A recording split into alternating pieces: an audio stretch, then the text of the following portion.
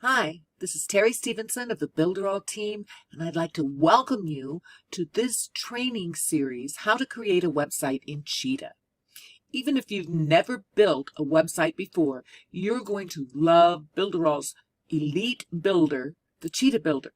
It's a responsive builder, it's easy to use with its drag and drop features, and it loads your pages so fast, just as fast as the Cheetah herself. In this training series, we're going to learn to build an ice cream shop website, and we're going to learn how to build it 3 different ways. First, we'll build the website using a full website template. Then we're going to build the same website using pre-made panels. Next, we'll learn how to build the same website using a completely blank page template. You're just going to love the new Cheetah Builder, and you'll discover just how easy it really is to build beautiful pages that load fast, build them quickly.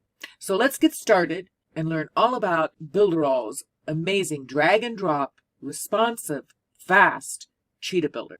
So I'll see you in the next video.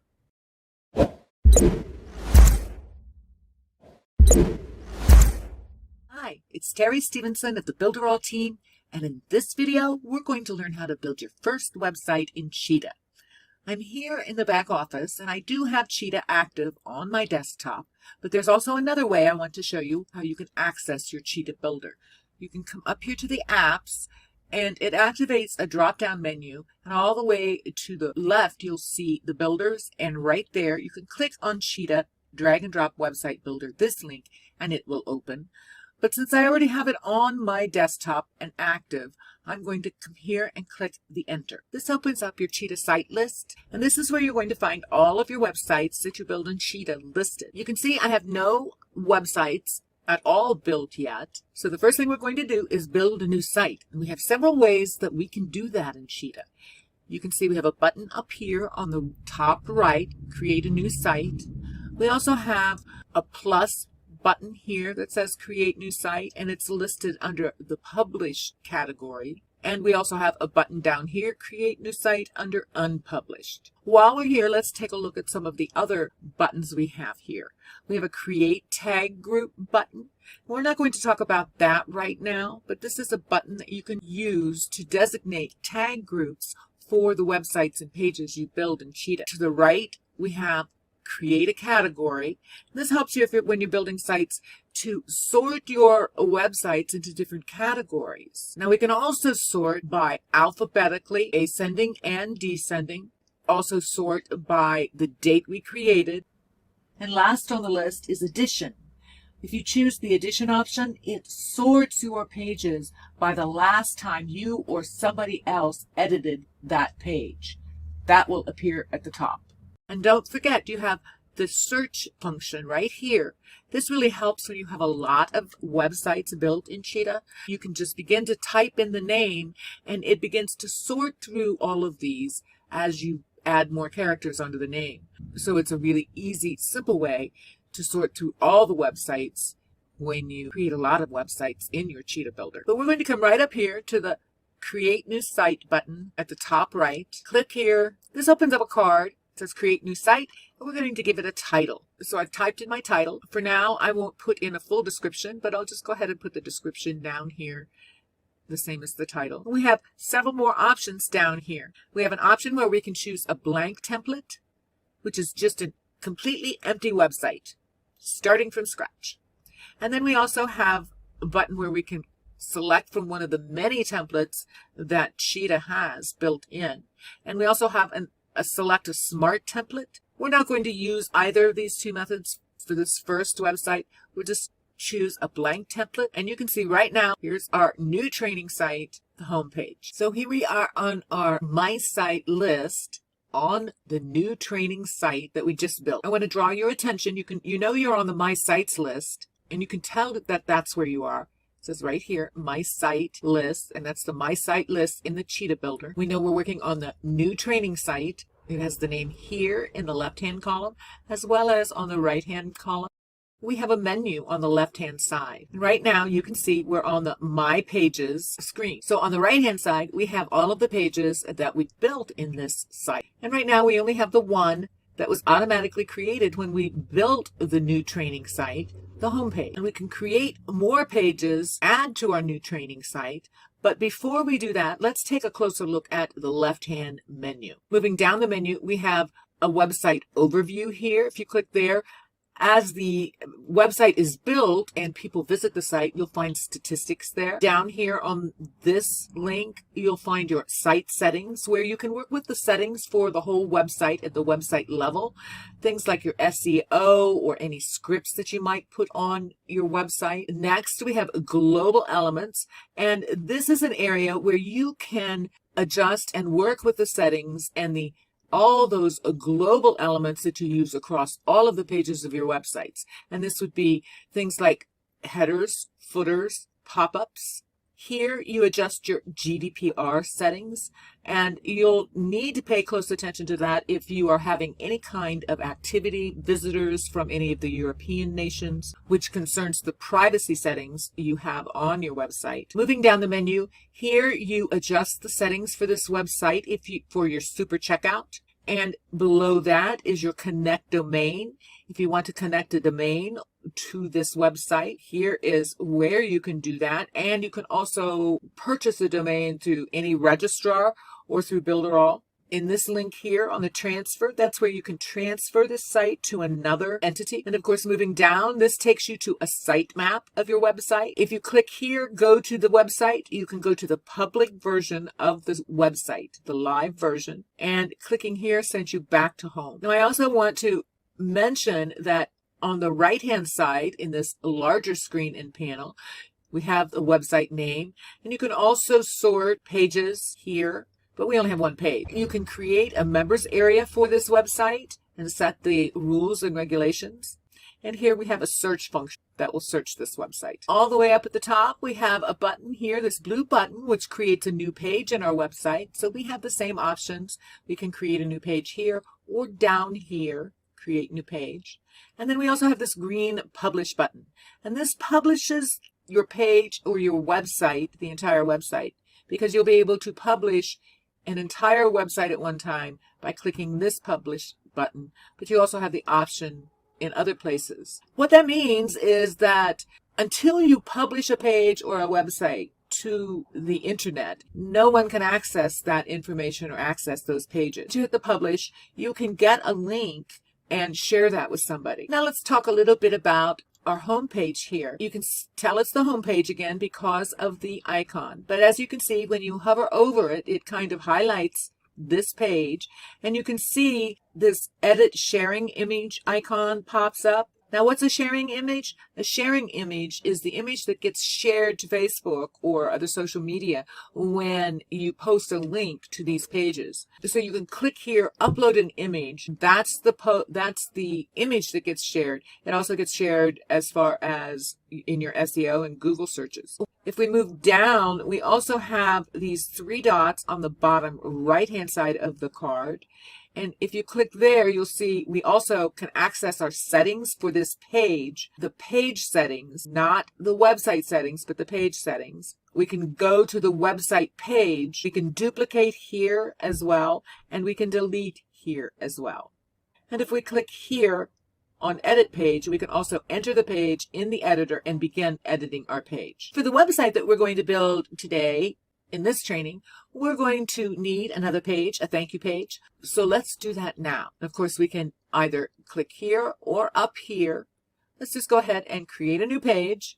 It pops up an add new page card. And here we're going to set the general settings.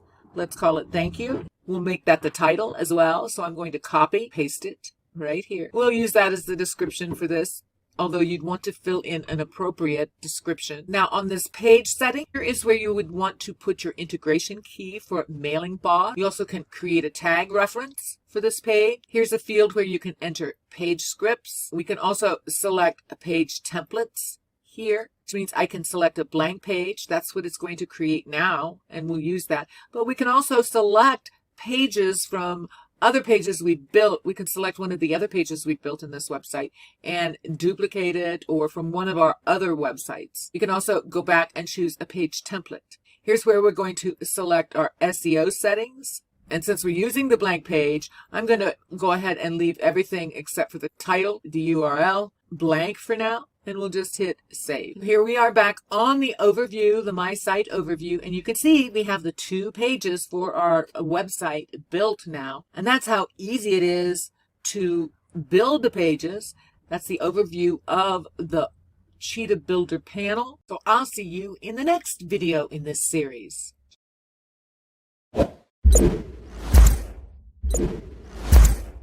Hi, it's Terry Stevenson of the Builderall team. In this video, we're going to learn how to create a new website using one of the many beautiful website templates we have in the Cheetah Builder. What I want to show you now is how you would create a website if you're going to choose to build it with one of the many beautiful templates we have inside the Cheetah Builder, because that's the website we're going to replicate. So I'm back here in my dashboard in Cheetah, and I'm on the website overview page. And you can see we have our new training site down here. It's unpublished. We haven't published it yet. So I'm going to just show you how I would create this site if I were going to be using that beautiful template just as it is. I'm going to click Create New Site, and I'm going to name it. Just copy the description and select a template. That brings up a card and gives you the choice on the left-hand side of several different ways of sorting through all of the templates. You can click on all and peruse all of the templates we have in the Cheetah Builder. You can see just the new templates. You can choose the niche funnels, the business funnel pages, Site Express, funnel pages for apps, and legal pages. Now I know where the ice cream shop template happens to be located, so I'm going to choose Site Express. And the website we're going to build is right here. And if you hover over that choice, you can preview it. So let's do that now. This is the website we're going to build from blank pages. And you can see it's really quite lovely and makes me want to go have some ice cream. It's a beautiful template. And if I were going to be using this from the template, all I'd have to do is come in here and open it in the editor and alter the texts, the images if I wanted to. Although I think these images are pretty spectacular. Create my titles and content and adjust the settings to reflect my business, and I've got a beautiful website up in minutes. So that's how easy it is to create a new website using one of the beautiful page templates we have in the Cheetah Builder. And I'll see you in the next video.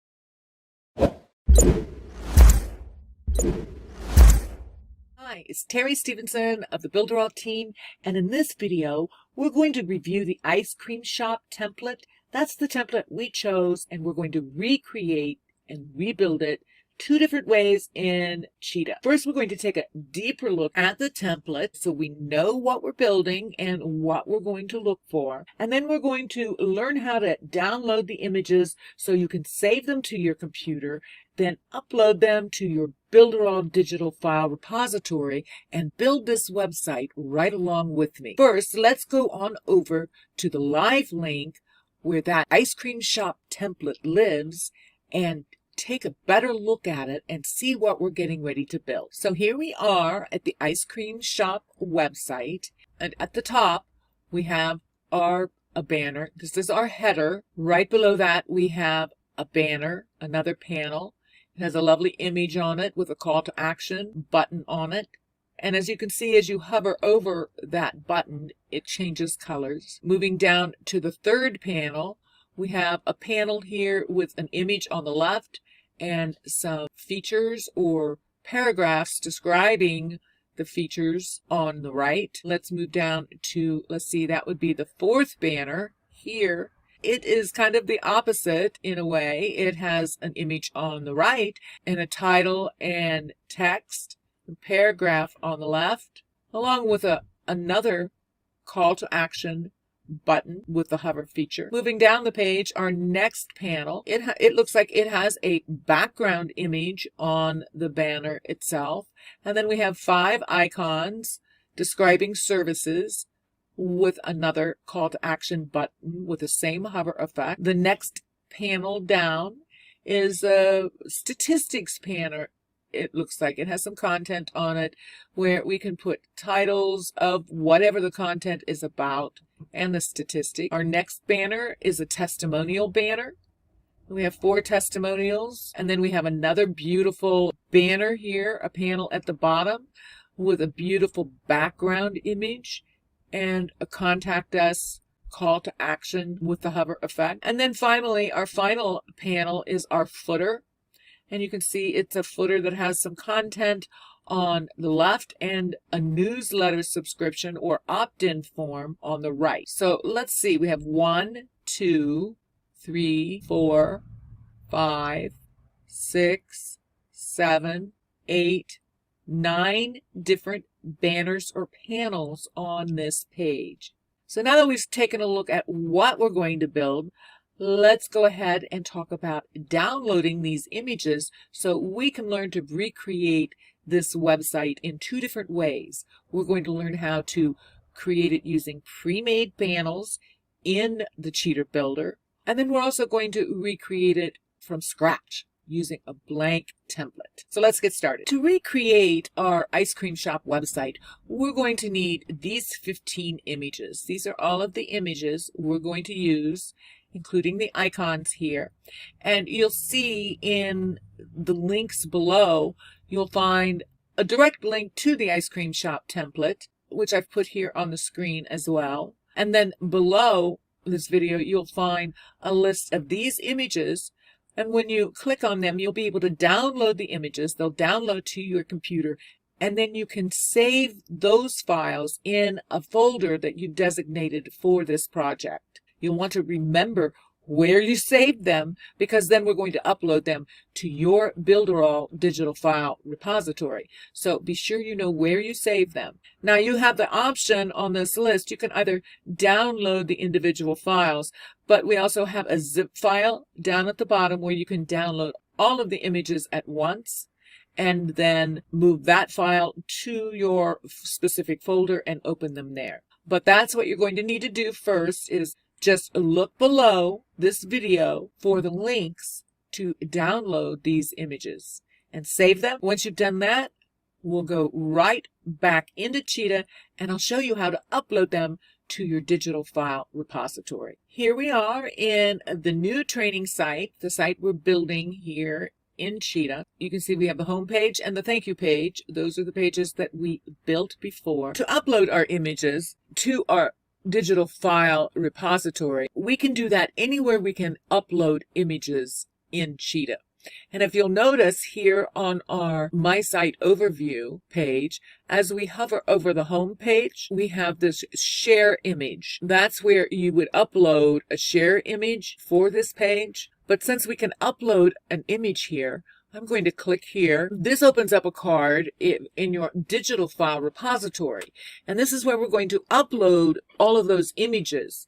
Now, before we do that, let's take a look at what's on this card here. We may not have anything in these categories, but let's make sure we know what we're looking at and what we have available.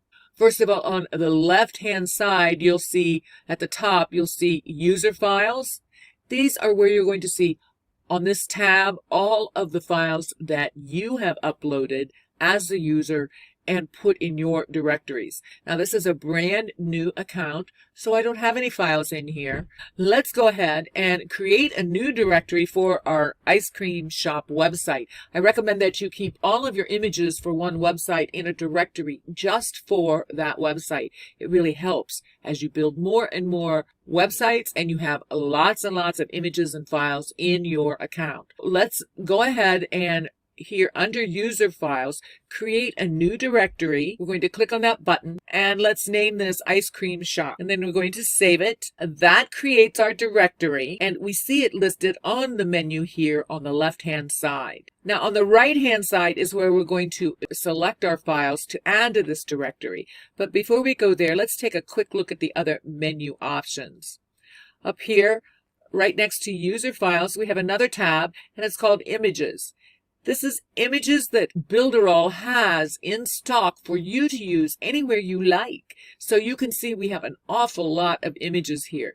You can sort through these images and peruse them through these tabs on the left-hand side menu now. And you can see there's lots of categories. We have abstract, architecture, business, fashion, food, health and sport, healthy life, industry, music, nature, objects, people, products, sports, technology, transport, wedding, white and black. So when you click on any of these, you're going to get those selections, and you can see we have lots of selections, and they're all the time adding more. You can have a lot of fun just exploring the images that Builderall already has for you to use anytime you like. So that's the Images tab. If you move to the right of that, you'll also have the same kinds of choices for icons. So we have all kinds of icons sorted through different categories. We also have buttons. We have several kinds of buttons, including different languages like Portuguese, Spanish, and then on the last tab, we also have some animated GIFs. If you move all the way to the right, you'll notice right here, it gives you the directions. You can upload an image in JPEG, PNG, or GIF format. So you can upload 3 different kinds of images, and the maximum image size is 4 megabytes. So as long as it's under 4 megabytes, you can upload JPEGs, PNGs, and GIF files. And you do that by clicking Select File. You'll see this in a minute. And then selecting the file. Right below the top menu bar, you have a search function. So you can search through all of your files. So you can put in a keyword and search for it that way. You can also search for when it was added and ascending or descending order, several different options. Here you can see it in a list fashion like this, which sometimes can make it a lot easier. And then you also have this format where you can see the thumbnails. Now, as you peruse over the images, you'll also notice that you can zoom in. It gives you the file name, and then click on the X to close it. And then, of course, down at the bottom, we have a cancel button and our big save button. So let's go back to the user files now, and we're going to upload those images for the ice cream shop website. So I'm going to click on the ice cream shop directory, and then I'm going to come over here to select file. I'll click on this file and find that folder where I have saved my images. Here are the 15 images that I need.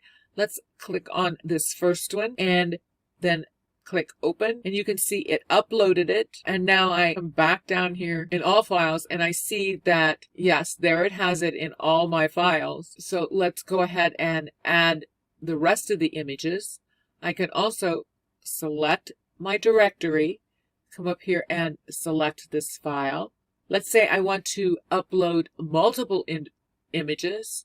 I can select them as a group like this, dragging over those images. So I have these images selected now. Remember, I've already uploaded those just by dragging on them. And I can open them and it'll upload all of those. Let's go back and see if it got them. And yes, there they are. So let's go get the rest of them. I'll go back to that directory, make sure I have it selected. I'm going to select the remaining images down here on this row. Now I could have selected them all at once, but I wanted to show you several options. You can also click on this image and then hold down the Control or Command key on your keyboard and select the other images until you select all the ones that you need and open them.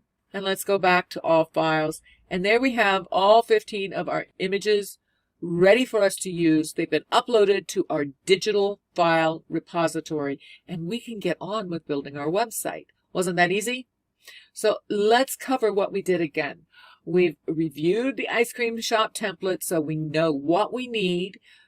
We need 9 panels, and we've downloaded the images and then we learned how to upload them into our digital file repository, either individually or in bulk uploads. So I'll see you in the next video as we get ready to start building some panels. Hi, this is Terry Stevenson with the Builderall team, and in this video, before we get into the Cheetah Builder and start editing our pages, we're going to take a quick look at the features in the Cheetah Builder page editor. So here I am on our new training site. I know I'm on the new training site because right there it tells me. And this is the website overview page. So let's go into our home page and take a look at that page inside the Cheetah Builder editor. We just click on Edit Page. And as you can see, it opens up our desktop right into the editor, and we have the message, add a panel to start building. Before we start building, let's take a look at some of the functions that we have. All the way to the left is the home icon. When you click that, it's going to send a message. Do you want to save any changes on this page, or do you just want to leave? So we haven't made any changes, so let's just leave.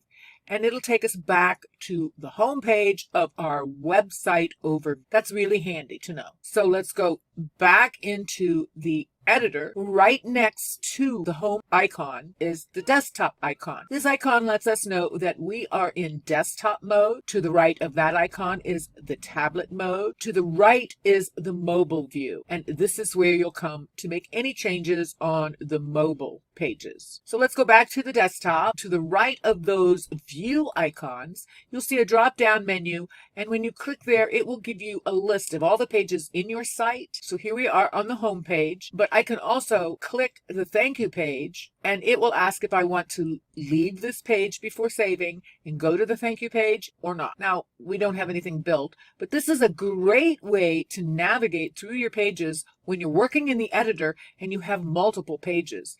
It saves you from having to go back to the home page and click the edit button. If you go to the right side of the menu, up here at the top, you have a ruler. If you click here on the ruler, when you have an open panel, I've opened up a panel here so I could demonstrate this to you.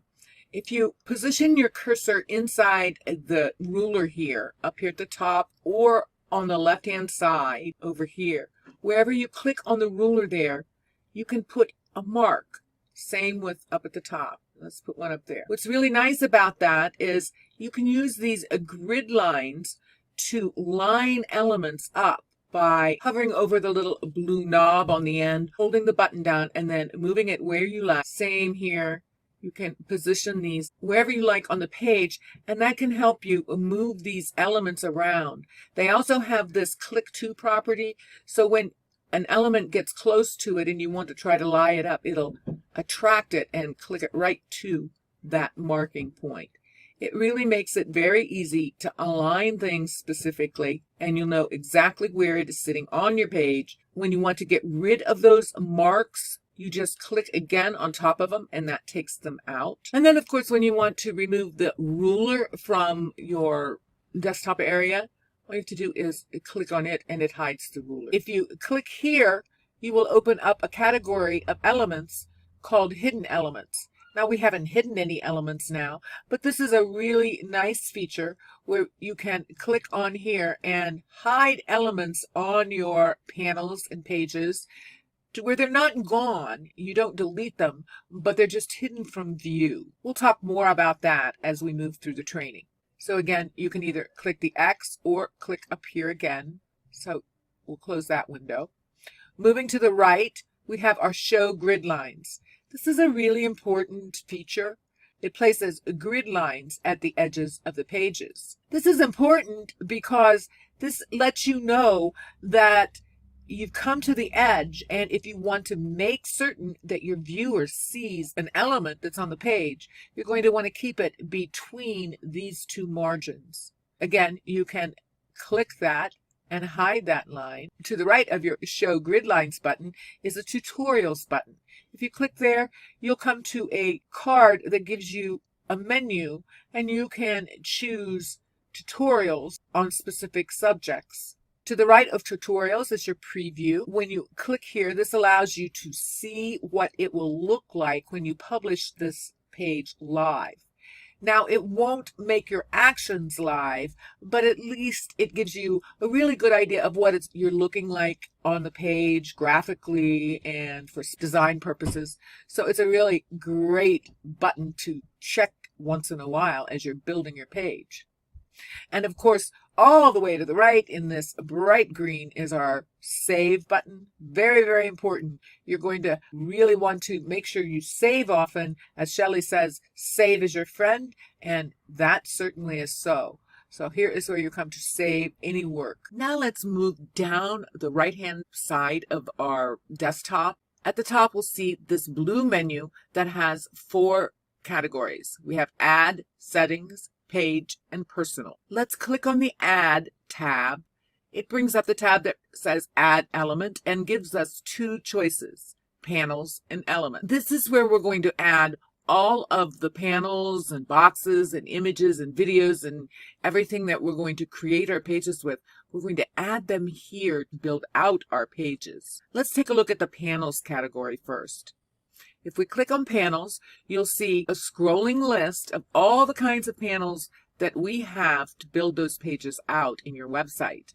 And right at the top, we have a black button that says Blank Panel. When you open your Cheetah Builder up in a brand new website, Cheetah reminds us that we have to add a panel to start building. So let's add a blank panel now. Let's click there. It adds a panel. Inside this panel, which is this gray box, you'll see some text that reads, "Hi, I'm a text box. Double click to edit me." Now, as we have our mouse on the body of the panel here, you can see that the panel is highlighted. If we pull our mouse over to the text box, you'll see the text box is outlined. And if I click on it, it selects the text box and a new menu appears on the text box element. Now, I know I'm working on the text box if I edit from here, because over here in this right-hand column, it tells me I'm working on text. If I move my mouse down into the panel, the gray portion of the panel, and click there, you can see the blue highlight lines that lets me know that I've selected this panel. This is confirmed on the right-hand side menu here. It says I'm working on a panel. And you'll also notice that I have another menu for this element, the panel element. Let's go back to the Add tab and continue to explore our panels. Right below the blank panel, we have a first fold panel. So let's click there, and it will pull up all of our first fold panels. And you can see we have a lot of wonderful, wonderful panels. They're very beautiful. Now, when you scroll through those, let's just pull one in. Click on it. It pulls it into your work area and pulls it in below any panel that you've already added to your page. So in this case, it's added it right below our blank panel. And you can see it's really a very beautiful panel. It has an image on it, a couple of text boxes here. As you click over them, it will highlight the element. Another text box here, a button. It highlights the element when you select it. And of course, if you click on this panel, you can find all of your settings here as well. Once you select an element, we've selected this panel here, you're going to notice an element editing menu located generally on the top left of most elements, any of your elements and panels. Let's talk briefly about what these are. They're very similar. Depending on the element, you might have a few more different functions up here or in your settings, but they're pretty standard. So we have our panel selected here, and the panel editing menu pops up. We have all the way to the left this icon, which is the save element. This allows you to save the element in your personal elements and panels category, so you can use it across other pages and other websites in your account. We'll talk more about that later. Moving to the right, the pencil icon allows you to edit the element. If you click there, it brings up this panel that allows you to edit any of the settings right there. This up arrow allows you to move the panel or the element up. So if we click there, it's going to move that panel up, and now the first fold panel is on the top and our blank panel is on the bottom. So let's select that element again, and the same is true is with the down arrow icon. If we click that, moves that element down. So we'll select that panel again so we can see our menu. Next to the Move Down button is the Duplicate button. This allows you to make a clone of this element. And if you click on that, it will create a duplicate right below it. You can see it here. So let's go ahead and select that, and I'll hit the trash can to get rid of it and choose That's Fine when it asks me if I really do want to delete it. So now I'm back on this panel. The one icon we didn't talk about was the Hide Element. This you'll see on all of your elements and your panels, and we talked briefly about it. It's really a very handy little thing to have, because if you want to remove it from a page, perhaps you want this banner to show on mobile, but you don't want it to show on the desktop, you can just click this eyeball with the slash through it, click on it, and it hides it.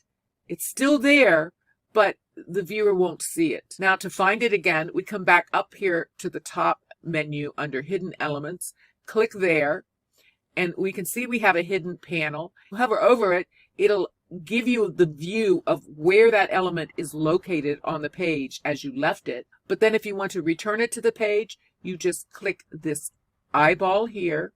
It returns it to the page. You can click the X or click here to close that window. And now that panel or that element is back on the page right where you left it. So this is one of our first fold banners. And what that means is, let's go back and take a look at that category. I'll remove this panel just by clicking on the trash can and selecting That's Fine.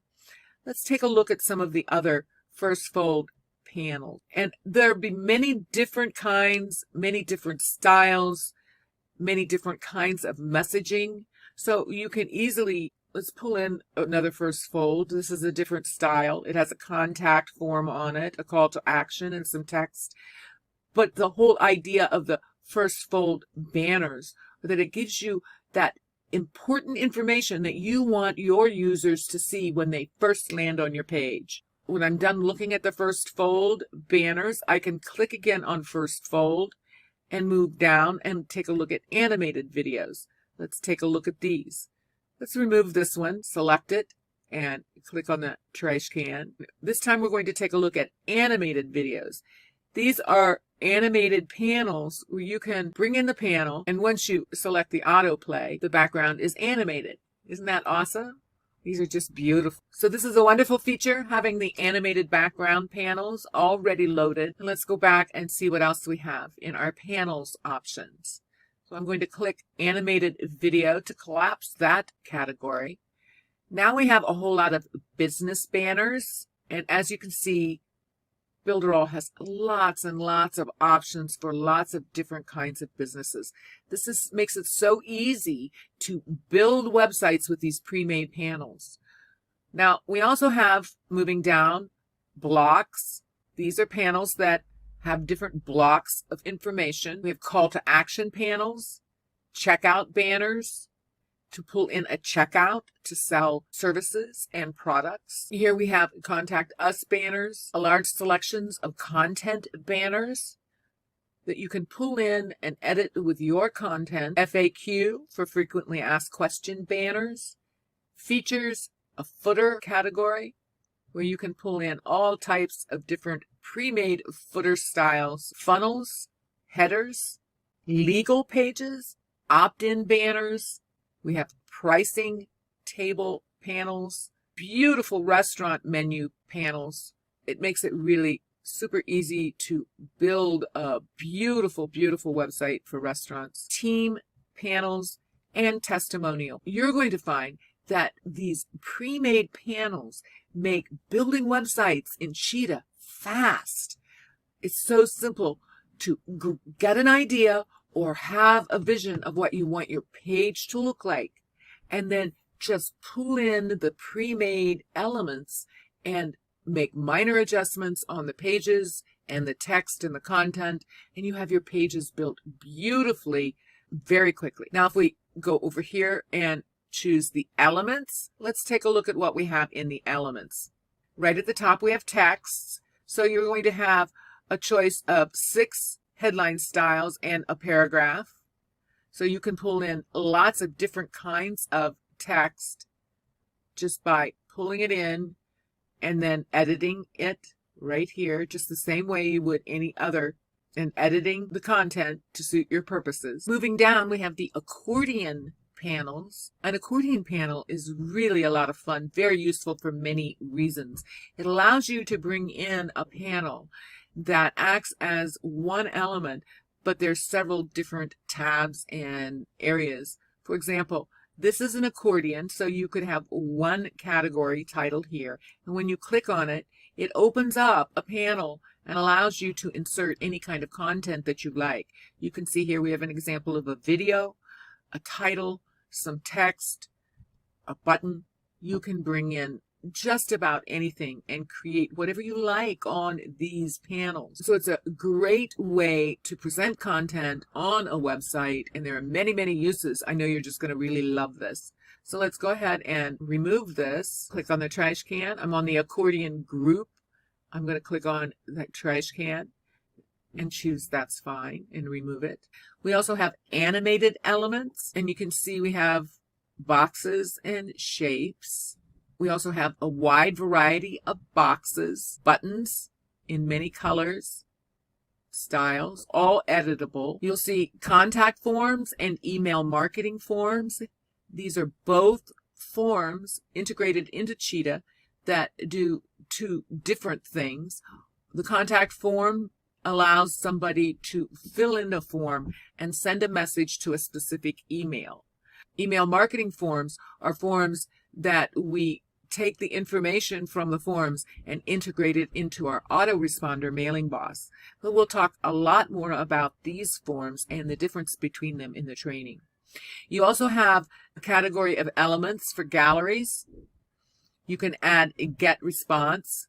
You can bring in an iframe, and with the iframe, you can bring in lots of different kinds of things into a website page. Here we have images, and you can easily click on an image. We have a couple different styles here and bring them into your website. Let's add an image. Just drag it over and drop it on the panel. And as you can see, we have the same options here that we have on other elements. So we can easily duplicate it. If we want two images on the page, we can edit it. And whenever we're working on one of these images, it's going to tell us that we're working on the image here, and we're going to find our general settings, size settings, all kinds of options here that we really should talk a little bit about. General settings, here we have the alternate text for the image, the title. Here is where you're going to change your image. You can click here and add your images to your digital file repository by uploading them directly into your account. We'll do that soon, but we'll cancel for now. You also have the option to apply the image from an external source. Here is where you're going to insert that URL. You have the ability to control the opacity of an image just by adjusting this dial. Here is, again, you can change the size here, or you can change it by clicking and dragging on it as well. Moving down, we can set the maximum width on the tablet version here. We also have the ability to create a border around our image and set the color of the border. And if you click on the drop-down menu, you'll see we can choose to make the border a dotted line, a dashed line, a solid line, or a double line. Moving down here, we have the shadow function. We can create shadows on our elements. Just adjust the horizontal and the vertical axis of your shadow. Add a blur. You can make it blurrier or crisper, and the space of the shadow as well. Down here, you would choose the color of your shadow, and we can also clean it right away. We have the ability to add animations to our elements, including our images here. The animations can be set to a time, and set the time to when it's visible on the page. If you set the time, you would click down here and set how many seconds you want to delay before the animation starts when a viewer visits the page. You can also set it just to be when it becomes visible on a page, or when someone clicks on it or hovers over it. And you have a number of effects, animations that you can choose from.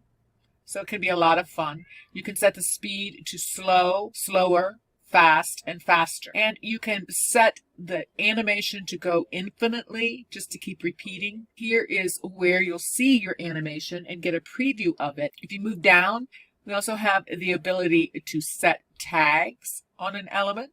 And down here in the advanced settings, this is where you can do some advanced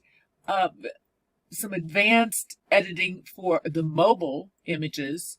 Most importantly, you can save this as a personal element. Remember when we talked about saving the element as a personal element, and then you can use them across any page in any website in your account. So it's really a powerful feature. Now, all of your elements generally have very similar setting functions. You'll have a little bit of difference between them, but that's generally, you'll have the same ability and options on most of your elements. Let's move to the next tab here, the Page tab. On our Page tab menu on the right-hand side, we have two choices, Fonts, Background of the page. We click on Fonts.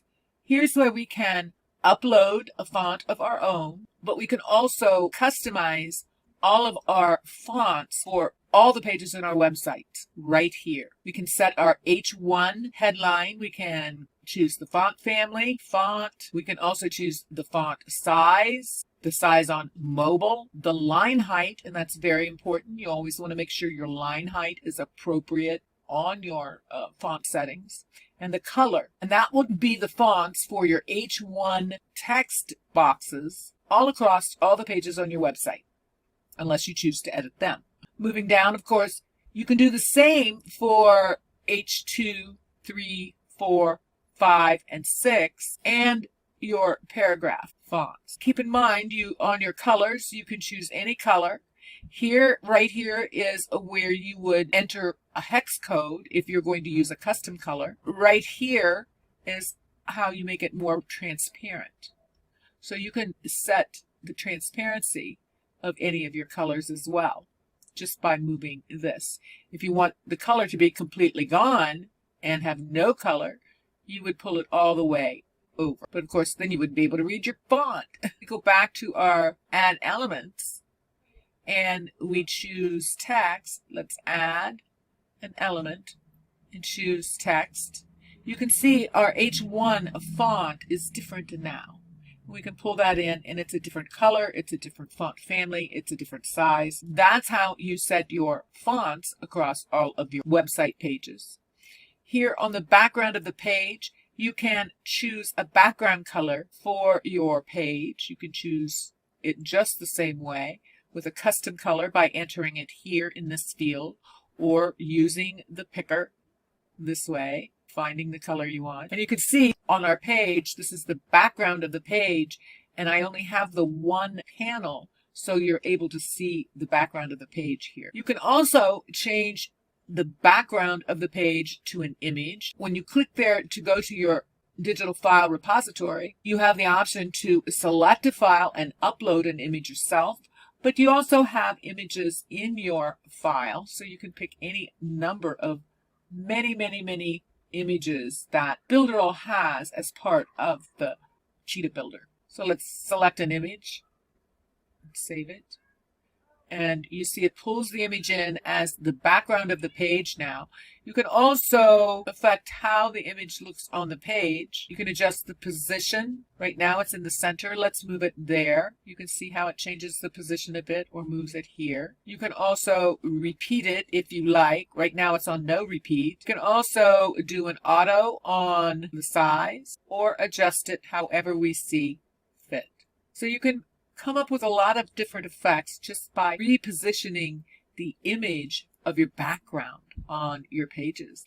You can set it to scroll together or keep it fixed. So let's talk a little bit more about editing your panels here. You can see as I hover over this title H1 headline, the box is outside of the panel. I can adjust the size of this box by selecting it. Go to General Settings, and there's the alignment. It's now aligned in the center alignment. You can choose left adjustment and right alignment, justified where it's like blocked, like you see in magazine articles. You can also adjust the maximum width on tablet just by sliding this. This becomes important when you're optimizing for your mobile devices. And of course, you still have the animation features to animate that text box. You can add a tag configuration to it. You have some advanced mobile and image settings here. We'll talk more about that.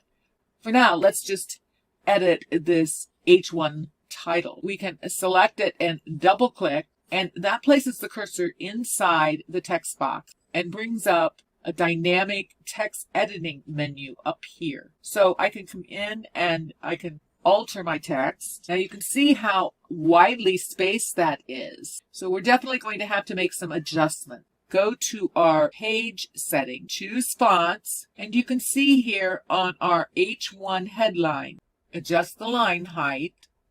Now we don't want it too close, we don't want it overlapping, so that looks good. And now I can adjust my headline text box. I'm going to select this text box and move it down some. Pull our H1 title down. We can take this text box and we can edit it. You can change the size of the box, reposition it anywhere on the page, of course. We can double click, select the text and replace it. Change the color by selecting it all. And again, we can alter the size of the box. We can add background color. We can add a shadow, change the color of the shadow. Of course, the image we can replace with an image. We can bring in video, opt-in forms. Once we get a panel created and we really, really love it, and we think we're going to use it over and over and over again, we can now choose Personal tab here on this menu. This is where you're going to find all of your panels and elements that you save as a personal element. And the way you do that is you select the element or the panel. Right now I have the panel selected. You can see I have panel selected. And if I scroll all the way down, I can come to the advanced mobile setting. And I can save this panel with a specific name, and then I can save as a personal element. So I'll click there. I have to save. I'm going to save, and I'm also going to publish it right now. That's fine with me. So I've saved it, and we won't connect a domain right now. This is giving me the direct URL of the page as it's live on the internet right now, and I can go directly to the website. Now we've saved this as a personal panel. Let's go ahead and delete this entire panel. So now we don't have anything on this page at the moment, but we can add a personal panel. Come down here to the panel section. I'll choose the drop-down menu, and here's our ice cream panel 1. So I can click the plus icon, and it adds the panel right in. And I can use this panel on any page or any website in my account. This really works well. You can create personal footers, headers, specialized content, or opt-in pages. There's so many uses for this wonderful feature in the Cheetah Builder. We've covered a lot in this overview of the Cheetah Builder, and it truly is a powerful program, as you can see, just covering the basic menus and features. We talked about the main menu up here for navigation. We talked about how to add panels and elements. We covered the settings and the page settings, which included fonts and the background. And then we covered how to create personal panels and how important they can be when you're building lots of Cheetah pages. Now we're getting ready to dive right in and build the ice cream shop website. So I'll see you in the next training video.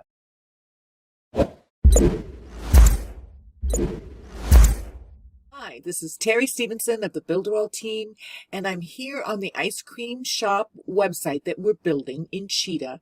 And in this training video, we're going to build the first 3 panels of this website. So let's take a look at this and evaluate what we're going to build when we get into the Cheetah Builder. And in this version, we're going to build it using pre-made panels that we have in the Cheetah Builder. So panel number 1 is our header.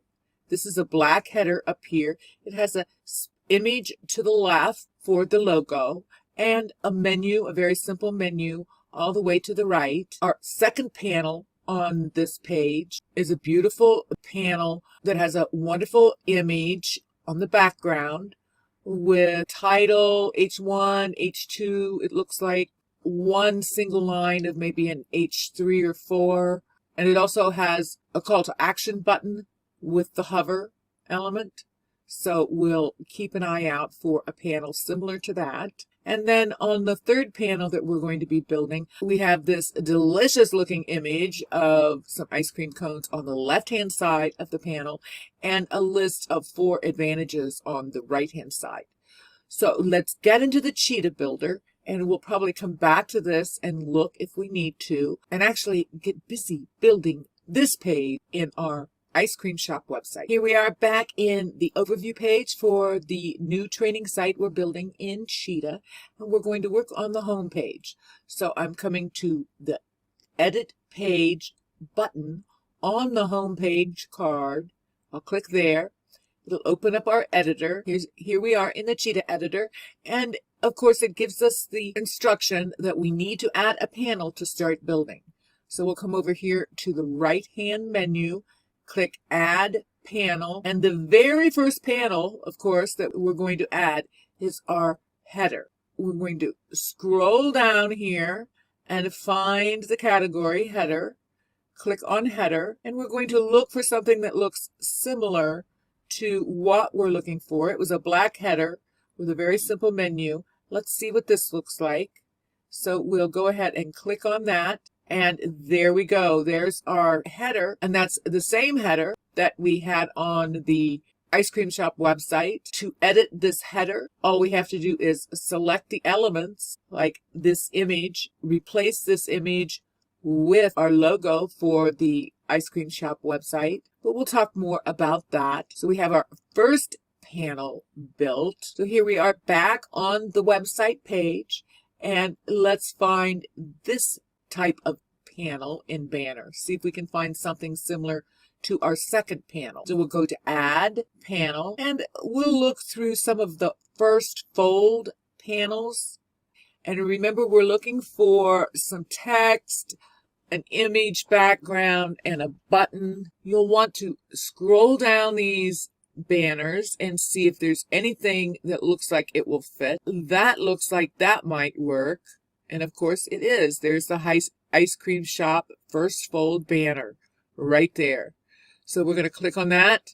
It's going to add that banner in. So we have our second panel created. Now let's take a look at that third panel again. And here's the third panel. So it's going to be an image on the left with some advantages, 4 of them on the right. Let's go back to the panels and see if we can find something similar. Now we're ready to add the panel with the features. So we'll come over here and add a panel, come down to the features category, open it up, and look at all the options we have. Oh, so many options to present the features of whatever product or service, whatever your business is all about.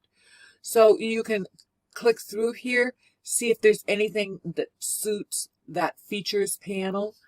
And as we scroll all the way down, remember we had an image on the left, the features and benefits on the right, and right here on our express features, let's click that. That adds this panel in. It's on a white background, just like on the ice cream shop website. And we have our 4 paragraphs for our advantages. So what we need to do now is replace this image holder with the image we need for the ice cream shop website. And if we recall, it's the image with several ice cream cones looking very delicious. So let's click on this placeholder in the editor, and you can see that it highlights it, that blue box, so we know we have selected this image. Here we also see that we have this image selected, and on the right hand side now we're going to edit it. So let's click to edit this image. In our right hand menu we see we are working on the image. Let's choose General Settings, and now let's replace it with that image. So we're going to choose Change Image.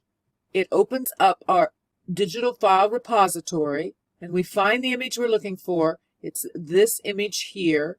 So I'm going to just select it, and once I have it selected, with the blue box around it. I'll come down here and save it. Places the image in the panel, in the placeholder.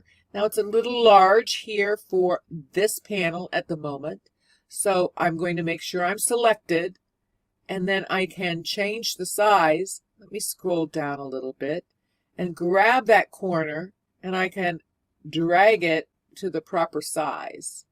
So now I have the image inside the banner, inside our panel, and I can select it and drag it wherever I want it. So I'm going to bring it a little further up, place it wherever I want, and then let go of the mouse. Then I could come in here and edit our copy, and we have the third panel ready to go, ready for our text. So in this training video, we added the first 3 panels of our ice cream shop website, which includes the header right here, our first fold panel, and the panel below it, our Advantage and Features panel. So in the next training video, we'll build panels 4, 5, and 6 using pre-made panels in the amazing Cheetah Builder.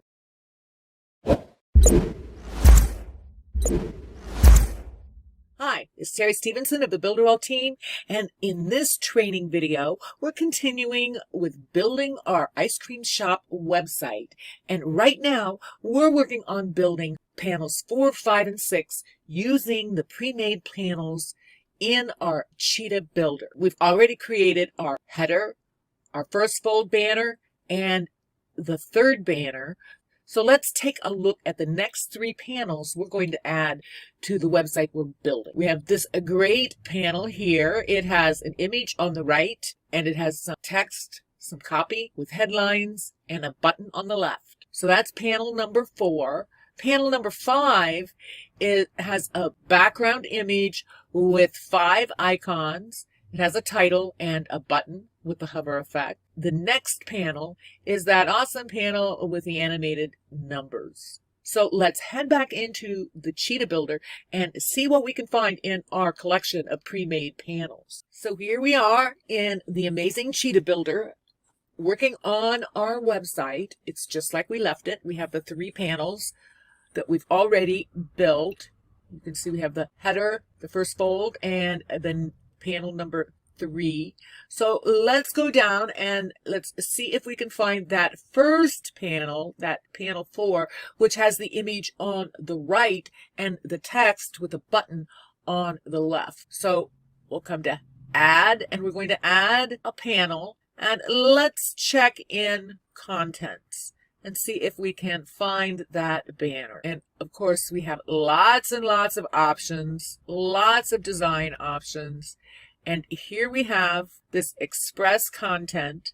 It has a single image. So let's go ahead and pull that in. We get the notice that the panel is created. But remember, it puts it at the bottom. And right here it is. So now let's go ahead and change this panel to look like the first one. Let's go back to the original website and take a look and see what this panel looks like, and then we can recreate it. So here we are, and we have the 3 scoops of ice cream image on the right. We also have this all situated on the panel itself, has the gray background, and the button goes from, it says no more, and when you hover over it, it switches from yellow to orange. And as you can see, it has the rounded edges. So let's head back into the Cheetah and recreate this panel. First of all, our background is the right color. So let's change this image. We're going to select this element. We know we're on the image. Come to the right-hand side where we're editing the image and choose General Settings. And now we can come down to Change Image. And we're going to look in that directory with all of our images and find the image. There's our 3 scoops of ice cream. I'll highlight it, activate it to select it, and click Save. Let's work on the button now. So first we're going to highlight it to select it. If we look to the right in our right-hand menu, we see we're working on the button. So let's first of all take a look at the background. We want that first background to be yellow. So we can change the color. We can even put in a specific hex code if that's what we want to get the exact shade of yellow that we want, but that'll do for now. And then if we come down to the hover color, let's change the shape because we do know we want it with rounded borders. So let's select round borders, and it has this rounded at about 5. Let's try 20. So now we have the shape of our button correct. Let's change the headline. This is supposed to say no more. So we're going to come over to headline. We'll replace read more with the headline no more. And while we're here, let's make this text just a little bit bigger, and let's change the color of the text to black. Go ahead and save those changes. That's fine. Click I am satisfied with this domain. And I think our button was maybe a little bit more in the center. I'm not sure, but we'll move it just to say that's so. And now that I think about it, I think that text on the hover of the button was in black. So I'm going to go back and show you how easy it is just to change it. When you're changing the text, the color of the text on a button that's the hover text color, you need to go to the background of the button. So we're going to select our button and make sure we're working on the button. And then below the hover color of the button, right here, is your hover text color. I'm going to select that, and I'm going to change it back to black. The hex code for black is 6 zeros. And if I pull this button to the right height, I can also center it within the box that it's in by clicking on this icon, which puts it right in the middle of the box. So there's our panel 4 done. Now let's move on to the next panel. Let's take a look and see which one we're looking for. And this panel, we're going to be looking for a panel where we can put the image on the background, and it has 5 icons with a title and another no more button. So let's head back to Cheetah and find a panel. We'll go to add panels. Let's look in features and scroll down, and again we have so many wonderful panels to choose from. This one looks right. This is the ice cream shop features panel. Yes, so let's add that. Click on that, and it puts our panel right below the last one in the list. So we have panel 5. Now let's take a look at that panel 6. And panel 6 is that animated numbers panel, which is on a white background. So let's go find that. We come to add, and we're going to add a panel. I think this panel might be in contents right there. Express statistics. So let's select express statistics. It loads it into Cheetah. And now we have yet another banner done. All we have to do is plug in the correct titles and the statistics. So in this training video, we've continued by building out our website using the pre-made templates. We've added template 4, 5, and 6. I'm Terry Stevenson of the Builderall team, and I'll look forward to seeing you in the next video where we finish out building our ice cream shop website using pre-made panels.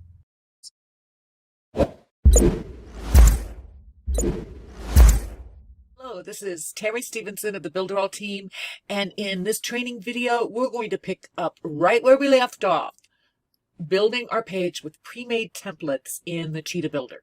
And if you recall, the last thing we built was this Express Statistics panel.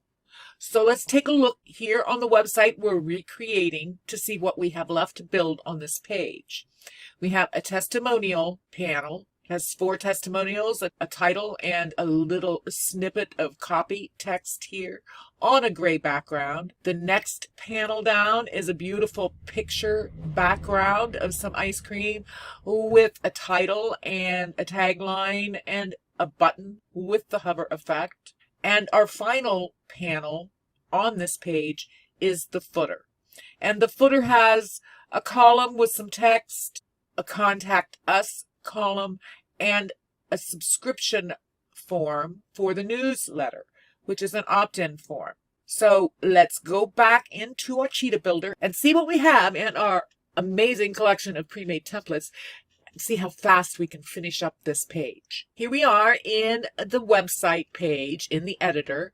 So we're going to come up to add another panel, And let's take a look for a testimonial panel. So we have contents. We've looked through that. We'll come down here to the bottom in testimonials, click there, and scroll down and see. Now, if I remember right, we had 4 testimonials. This looks like this might work. It's 4 testimonials. So let's click on it. We get the alert that this panel has been created. So let's scroll down and take a look at it. And here it is. And yes, this looks like an appropriate panel. All we need to do is come in here and change any of the text. Replace this with the pictures of the people that are giving the testimonials, and that's very easy. And then, of course, edit the testimonial itself. Panel number 7 is complete. The next panel, I believe, was that beautiful panel with the image of the strawberry ice cream sundae in the background, and it had a button. So let's see if we can find that panel or something similar. Let's take a look at business banners. So if we scroll down here, actually, I see we have several different banners. We're looking for the one with the strawberry, and I see this one has a button on it. So let's use that one. We can definitely use the one with the button on it. So I'm going to click there. It selects the banner and adds it. And let's take a look now. And oh, yes, that was the right banner. So we have our next banner. All we need to do is edit our text. And the last banner we're going to add is our footer. So let's come up and add a panel for a footer and see if we can find a footer that's already made that's similar. And this looks like this is the same footer, our express footer. It looks like it has a text box, a couple text boxes, and our opt-in form. So let's choose it and select it. And it adds the banner. And let's stroll down here and check out the footer. Now this opt-in form looks a little different than the one that we see on the original website. We'll learn more about how we set this opt-in form up in another video. But for now, we can alter the way this looks to match our branding on this site very easily. We're going to select the opt-in form itself. And just like with all of the other Cheetah functions, you're going to come over here to the right-hand side and make sure you're working on the mailing boss form, and we are. And you can change the background color right here. So let's change that to a yellow, and we'll see if we can find something close for right now. Of course, the easiest thing to do is just to put in a hex code. Let me do that. I'm just going to put in the hex code for yellow, basic yellow. Now, the other thing that's different about this is our text is different on this form. So we're going to want to change the color of the text, and that is done on the headline. So we'll click headline and change the color. So let's change that to black. And I'm also going to make it a little larger while I'm here. And then we'll also want to change the borders of the button. We're going to want the round border. So I'm going to change that to 20. That's close enough for right now. We can always come back in and edit it. But now that I've made these changes, I'm going to save it. Click that's fine to publish it. And I'm not connecting a domain right now, so I'm satisfied with this domain. And we have finished creating all of the panels in this website. Let's take a look at all the panels we've created on this page using our pre-made templates. So we have our header. We have the top first fold banner. And we scroll right down and we've completely recreated this page very quickly. And that's how easy it is to use all of these amazing pre-made panels in the Cheetah Builder. So I'll see you in the next training video where we're going to learn how to build this page again using nothing but a blank page. Hi, it's Terry Stevenson with the Builderall team, and in this video, we're going to talk about building this ice cream shop website using blank panels from scratch. Now, I've done a little preparation before I opened this video. What I've done is I've taken our website, our ice cream shop website, as you can see here, and I've added a blank panel below each panel on the page, except for the header and the footer down here.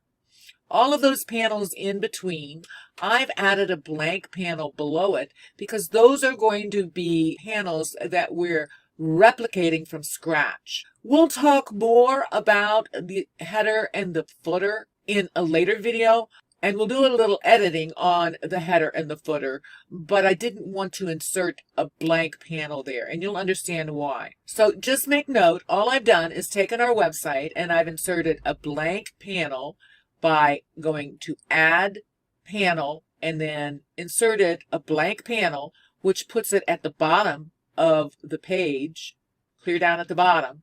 And then I just moved these panels up until I had a blank panel below each of the panels in the body of the page. And the way you do that is you just activate a panel. If you click on the up arrow, it moves the panel up.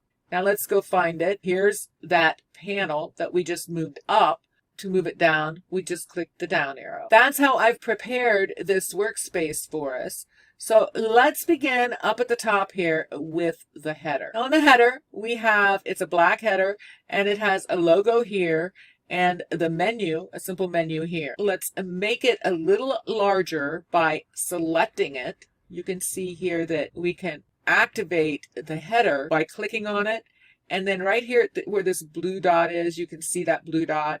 If you hover over it, you can click on that and drag it down and adjust the size. You can make it very long.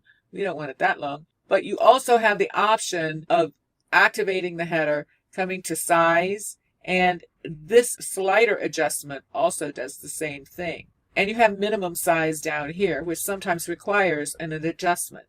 So let's go ahead and make it a little more reasonably the size of a header. And the first thing I want to do is replace this logo with the ice cream shop logo.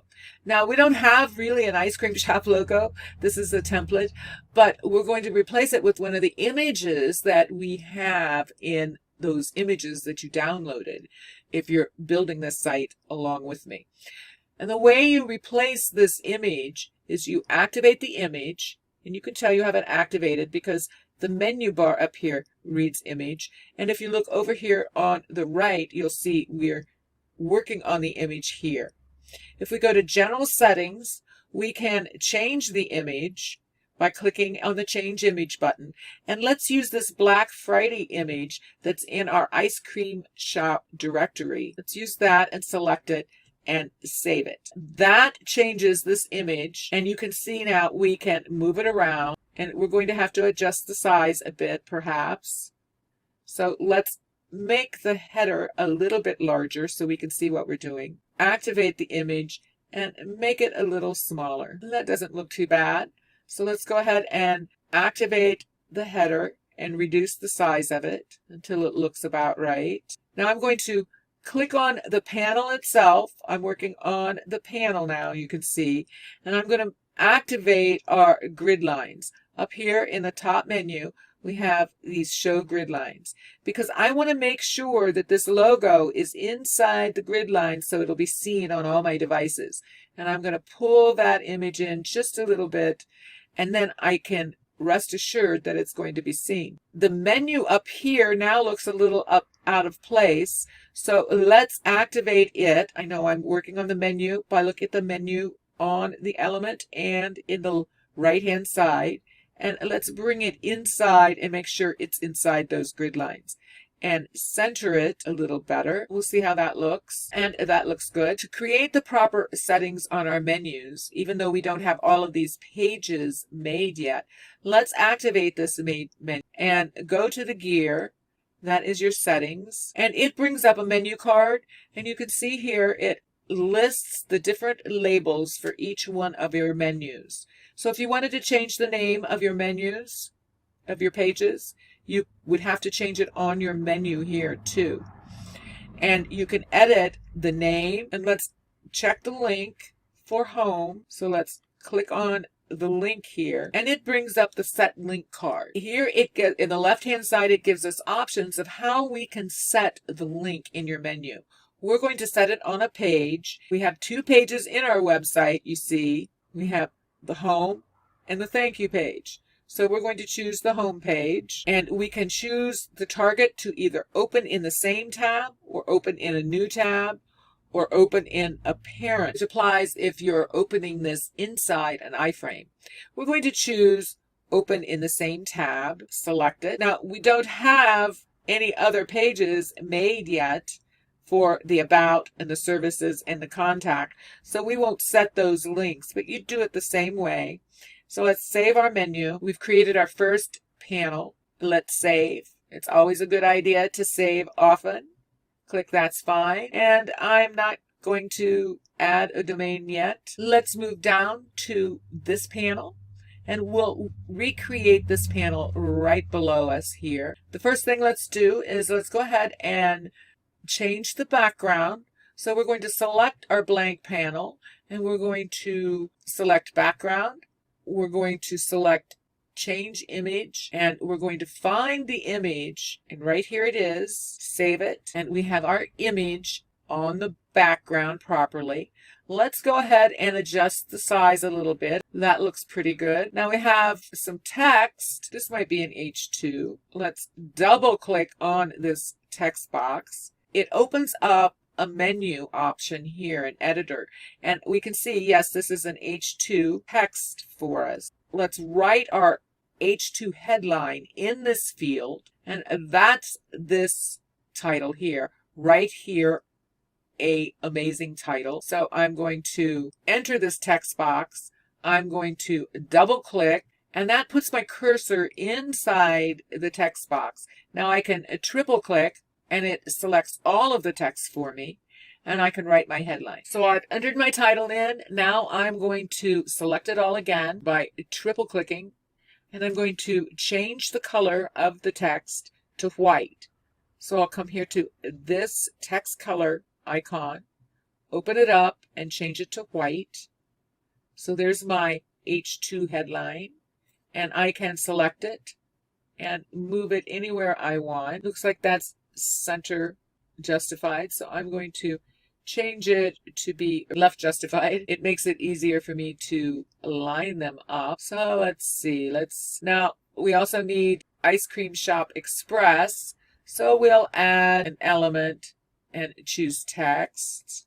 Let's try, how about H3? Let's try an H3. Here's our H3, and I'll move it up here to the top. I'll double click to get inside the text editor. Now I'm going to triple click to select it all. I'll left justify it, change it to white, fill in our title, and I think the express looks like it's bolded, so we'll bold that one. That looks pretty good for right now. And then we have another smaller text here. So let's try the H6. There's the H6. Pull it over, double click to get inside, and then triple click. And we'll left justify this as well. Put our tagline in there or whatever text we're going to use. We're going to change the color of this to white. Line all of these up. And now let's add a button. So we can come to add elements, and let's close the text and add a button. Let's find the buttons. Let's see if we can find a yellow button. There's lots of yellow buttons, and this one has a rounded corner on it. So let's go ahead and choose it. So we'll choose this button and pull it over. Select the button, find the headline right here. Change the headline from buy now, and it's in all caps, no more. And the color of the text, we're going to change to black. So now we can probably shorten that banner just a tad. And we have everything the way we want it now. That looks pretty good. So I'm going to come to the top, our first panel, and I'll delete it. That's fine. And we have our second panel made. So let's go ahead and save it, and we can move on to our next panel. We can see we're going to have to probably make it a good bit larger. So let's give ourselves plenty of room and activate the blank panel below this ice cream panel and make it larger. Let's give ourselves plenty of room. Looks like it needs to be a little longer yet. We'll try there. It does not have the H1 headline in it, so we can get rid of that. Delete it. Let's first add this image here on the left side. So let me scroll down a bit and we'll add elements, close our buttons, and look for images. Here we are. Bring an image into the panel. With the image selected, we'll come over to General Settings, find Change Image, and then we'll find that image in our digital file repository and select it. Then save, and we can reposition the image a little better. And now we're going to put the elements, the text elements, on this side of the panel. So let's scroll up here and take a closer look at what we have here. If you hover your mouse over these elements, you can see that we have a box, and inside this box is a title with a check mark and some text, paragraph of text. And we have 4 of those boxes aligned in a nice neat edge. So let's recreate this. First of all, we'll scroll down so we can see one of the boxes at least. And let's put a box on the panel.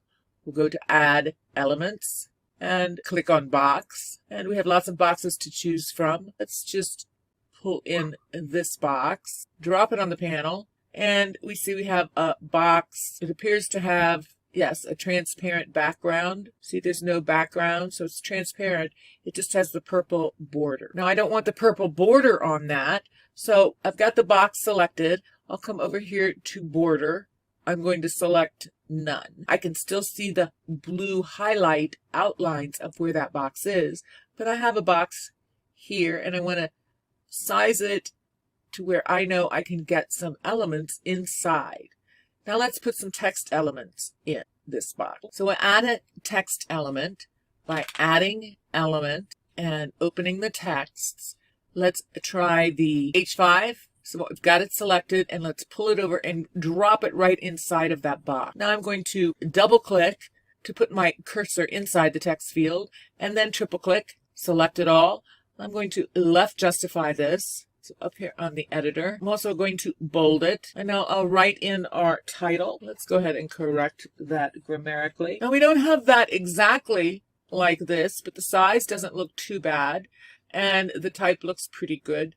We can also change to a different font if we'd like, but we'll leave it like this for now. The only thing we're missing is this check mark, this icon. So if I place my cursor at the beginning, right before the W, I'll come over here to the flag symbol, and it says Insert Icon. When I click on that, it pops up a library of icons, and I can just filter it by putting in a check, doing a search, and then it will find all the check marks we have, and we have lots to choose from. Let's just choose one. I like this one, and select it, and you can see it inserted our check mark right there at the beginning, and I'm going to put a space between it. Now I'm going to make sure that everything, including the check mark, is bolded, so I'm going to go ahead and select it all, unbold it, and then bold it. And we have our title. Now let's add a paragraph. I'm going to go ahead and copy the text in this text box, just so I don't have to type it all in. Then I'm going to come down to our box here, our invisible box, and I'm going to add an element. I'm going to add a paragraph. Here's my paragraph. I can move it up into the box. I'll double click in it and then triple click and paste that text in. And now you see we've got about 4 lines of text. That looks about right. And now I can make this box a little shorter. We have one box made. Now the awesome thing about this is I can select this box now, and I can move this whole box around, and both of the text boxes come right along with it. So I'm going to place it on the page where I think I'm going to like it. That looks pretty good so far. But I need 3 more of these boxes. So while I have this box selected, up here in the menu, we have a clone element icon, and that will duplicate this element for us.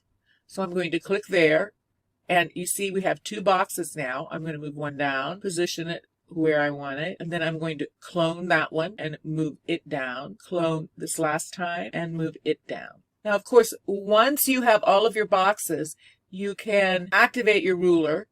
You can place your cursor in the ruler, put a guideline there. And now you can take these boxes and align them up to that guideline. Select the next box. The nice thing about these guidelines is they are snap to. They'll actually attract the element and kind of stick to it. So there's that one. I'm going to select this box now, move it up. And same with this one. You can just like move it quickly. Now let's see how that looks. We can get rid of this grid mark here just by clicking on it again. So let's look at our panel. One thing we do need to do is change the background color. So I'm going to come out here and make sure I'm selecting only the panel, double checking here, and I'm going to come to the background color, and I'm going to change this background to white. We've changed our background to white. Let's take a look at the panel now. That looks pretty close. I think our image might be a little bit too large, so we'll decrease it a bit, bring it over, perhaps shorten it a bit. The one thing you'll want to be aware of when you're determining the lengths of your designs, panels, is to be aware that you want about the same amount of distance from the beginning of a panel as you have down at the bottom. So it doesn't have to be exact, but just be aware of that white space and try to keep it even. But that looks pretty good. So I'm going to take the original panel here and select it. And I'm going to delete it now because we've created it the same thing from scratch. I'm going to save it, and I'm satisfied with this domain at the moment. Now let's move down and take a look at this panel. This panel has an image on the right. We have a couple of titles here with 3 paragraphs of text and a button, the No More, which is the same button that we have right here. Now this has a bit of a gray background to it. Let's use this as our H2 text. First of all, we can make it just a bit larger. Let's start with our H2 headline. So I'm going to double click and then triple click, and I'm going to type in our H2 headline. Write a text here. Now that might be a little too large, it looks like. So let's try an H3, and we'll probably have to bold it. That's a little closer. Let's try an H4, bold, shrink it a bit, and we're going to left justify it. That looks pretty good. So we've used our text box that was on that panel, but if we look closely at this panel, we have a box, an invisible box, that has the H2, or I guess that's an H4 headline, another headline here, and the paragraphs and the button all inside that invisible box. So let's get our box made. I'm going to pull our headline off to the side a bit, select the panel, and add an element, and we're going to collapse the text by clicking on it and look at the box. We're going to pull in this invisible box. It's not invisible yet because we haven't made it invisible, but I'm going to go ahead and size it first. So I'm going to go ahead and put this headline text inside the box. I'll have to move it down a bit to make room for the other headline. So let's add it now. We're going to add text. Let's try, how about the H5? Yes, I'll pull it up, and we're going to go ahead and modify it. Let's go ahead and double click and then triple click. Right, your title here. And I also want to make sure that I left justify this. We'll pull that in, bold it, our H2 headline.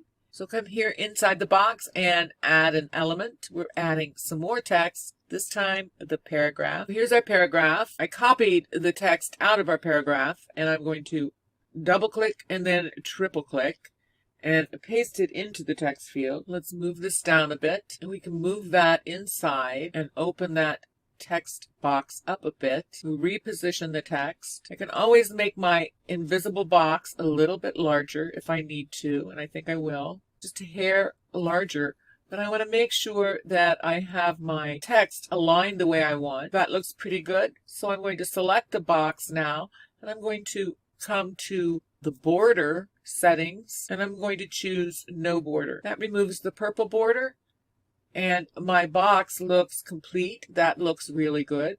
So now we have to add another image. I'm going to add element. I'll close text now, and we'll look for image, and I'll pull an image in, drop it on the panel, get it inside our guideline.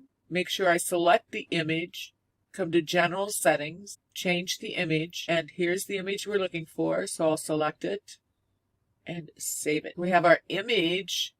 Now the only thing we don't have on our box on the left is our button. So let's make that box a little longer and make room for our button. It's the same button as we have up here on this panel. So I can select it and I can clone it, duplicate it, pull it down onto this panel. Now I'm going to try to position the button where I think it should go. And then I can select that button and center it inside the box by choosing the center option.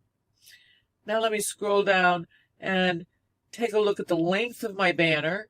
I'm going to select this panel and adjust the length. So we have this panel duplicated.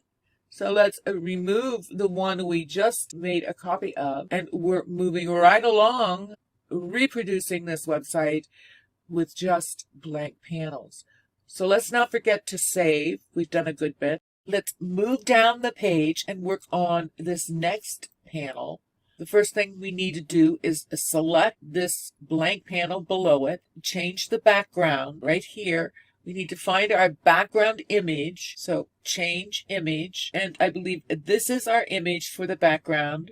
So we'll select it, save it. Now the text box, we're going to replace that with a different style of text. So we can double click to put our cursor inside the box, triple click to select it all. And let's change this to a different type of font. Let's see what the H3 looks like. Still a little too big, I think. We'll try the heading 4. That looks closer to it. Let's change the color to white. So we'll come over here to this text color icon and choose white. And I think we need to bold it as well. So we'll bold it. Now we'll enter in our title, Our Main Services. We can center that. Now next we'll have these icons and a label underneath it, and we need 5 of them. So let's use the same method we have when we're creating elements that we want to align, and let's create an invisible box. I'm also going to come up here and turn my grid lines on. So to add our invisible box, we'll come to Add, Elements, Box, and we'll grab this same box and drag it over, quite large, of course, so we'll shrink it down. So now that we have one of them made, let's bring in an image, add elements, we'll close up the box and choose image, and we'll bring an image in, just like that, drop it on the panel. Now we can resize it. Let's go ahead and change this image so we'll have a good idea of what size the icons are. While the image placeholder is selected, I'll come to General Settings on my right-hand menu and hit Change Image. And I'll choose the first one, which is the picture of the shop. That's right here. And we'll save it. So that gives me an idea of how large the icons are. And I can shrink it down to the appropriate size. And I'm going to go ahead and put it in the box. Click center it. I think I'll make my box just a little longer. So let's make sure that element stays centered. Now I want to bring in a title. So we're going to add elements, some text. Let's try the H6, bring it in. And the first thing I'm going to do is type Service A and change it to white. And we'll bold it. That looks pretty close. So I'm going to take my text box and I'm going to place it inside the box. I'm going to make sure it's aligned the way I want it to be aligned with the proper spacing between the icon and the title. That looks pretty good. So now I have 1 box and I need 4 more. So I'm going to select the box. I'm going to make sure I have the box selected. And I'm going to duplicate it, and I'll grab it and move it over here and duplicate it. Grab that box and move it over here. I'll duplicate that box and move it here. I'll duplicate it one last time. Well, now I have 5 boxes, but I need to change the titles and the images. So let's work on the next one, Service B. I'll go ahead and change all the texts here. So I have my titles changed. Now we'll change the images. I'll select the image, come to General Settings, change image, choose an icon, and save. And I'll do that for all the others. So I have all of my images changed now. Now's a good time to put my ruler on and place a grid line. I can align all of these exactly up. Check the size on all of these and make sure that they're similar size and centered in their boxes. Now we need to add a button. So I'm going to make our panel a little bit longer. And remember, we created this button right up here. It's the same button here. So let's go ahead, select this button, duplicate it, and then I'm going to grab the button and move it down to our panel. Make it a little bit bigger, I think, and center it. Let's get rid of our grid line. And the only thing we have to do is remove the purple border from around our invisible boxes. I'm going to select this box, come to the border, and select none. And that removes the border. So I'll do that on all of these boxes. So now, if we look at our panel, we've recreated this panel. So let's remove the one that we copied and let's save. We're ready to move down to the next panel on the page. And in this panel, we have a white background. We also have a title. Looks like when we hover over it, we can see we have a box, invisible box, that has a title. Looks like it might be about H3 maybe, or an H4 paragraph here. And then we have some numbers. These look like they're rather large, either an H1 or an H2, with titles underneath them.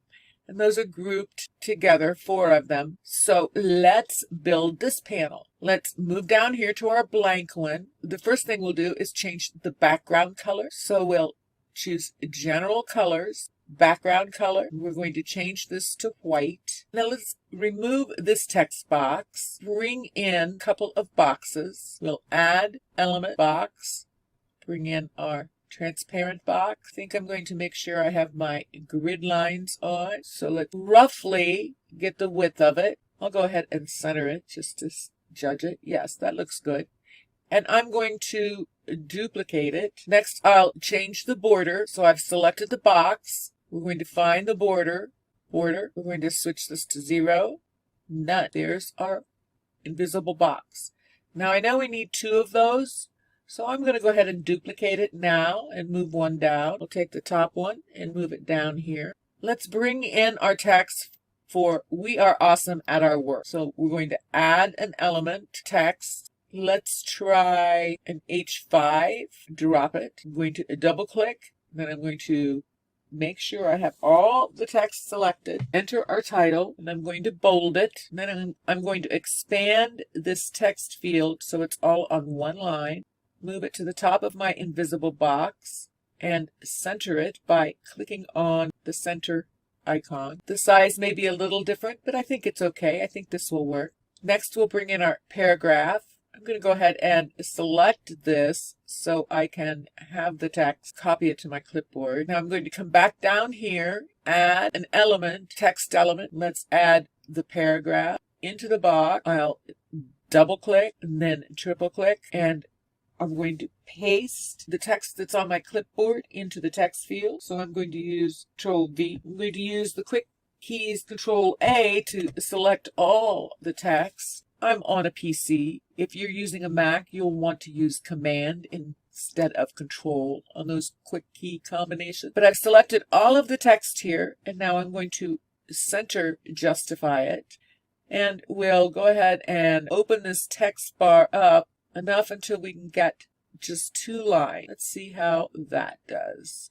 And we'll center it. Now I'm going to select the invisible box, and I'm going to center it. So we have our top part done. Now let's work on the part with the numbers. So I'm going to select my invisible box down below. I'm going to pull it up just a little bit. I think I'll make sure that I have it fairly wide and center it. And I'll bring it down a little bit too, because I think we're going to need it. So now let's look and see what we need. We need an invisible box. You can see that here. And it looks like an H1 text and an H4 or 5. So let's create this first element here. First we need our invisible box. So we'll add an element, collapse the text by clicking on it, and come to box. The one we're using to create our invisible box has a transparent background. It's this purple one here.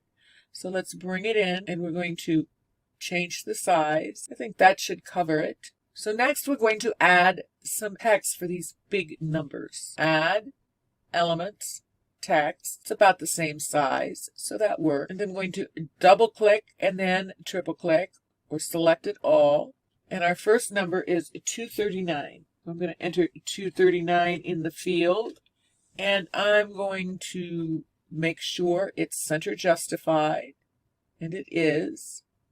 We can make this much smaller now. Bring that right in here. Now, if I want to change the size of this, I can select it all, change the size. So that's a little closer to the size. And I'm going to click it and center it on the box. Now let's add your statistic title. So we need to add elements, and let's try to use the H6. So bring it over, and I'll double click. And we'll select it all and bold it. And our labels read your statistic on one line. So I'm going to leave it like that. Skip 2 lines and enter title. Title didn't appear to get bolded, so I'm going to make sure it gets bolded. I'm going to move this text into the text box, position it there and center it in the box. And that's pretty close. So now I'm going to activate the box, come over here to borders, and remove the border and set it to 0, 0, none. Now I can select the box and its contents, and we'll duplicate it.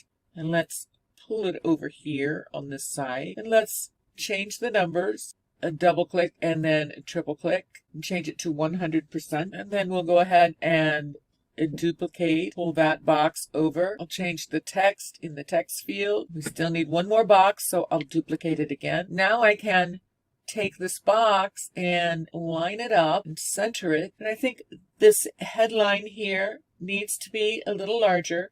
So I'm going to edit that, select all the text, and let's try, let's see, that was a headline 5. Let's try 4. Yes, I think that might be better. So I'll expand that text box so we're on one line and move it back in. Yes, I think I like that better. And center it. So let's save. That's fine. And it looks like we finished this banner.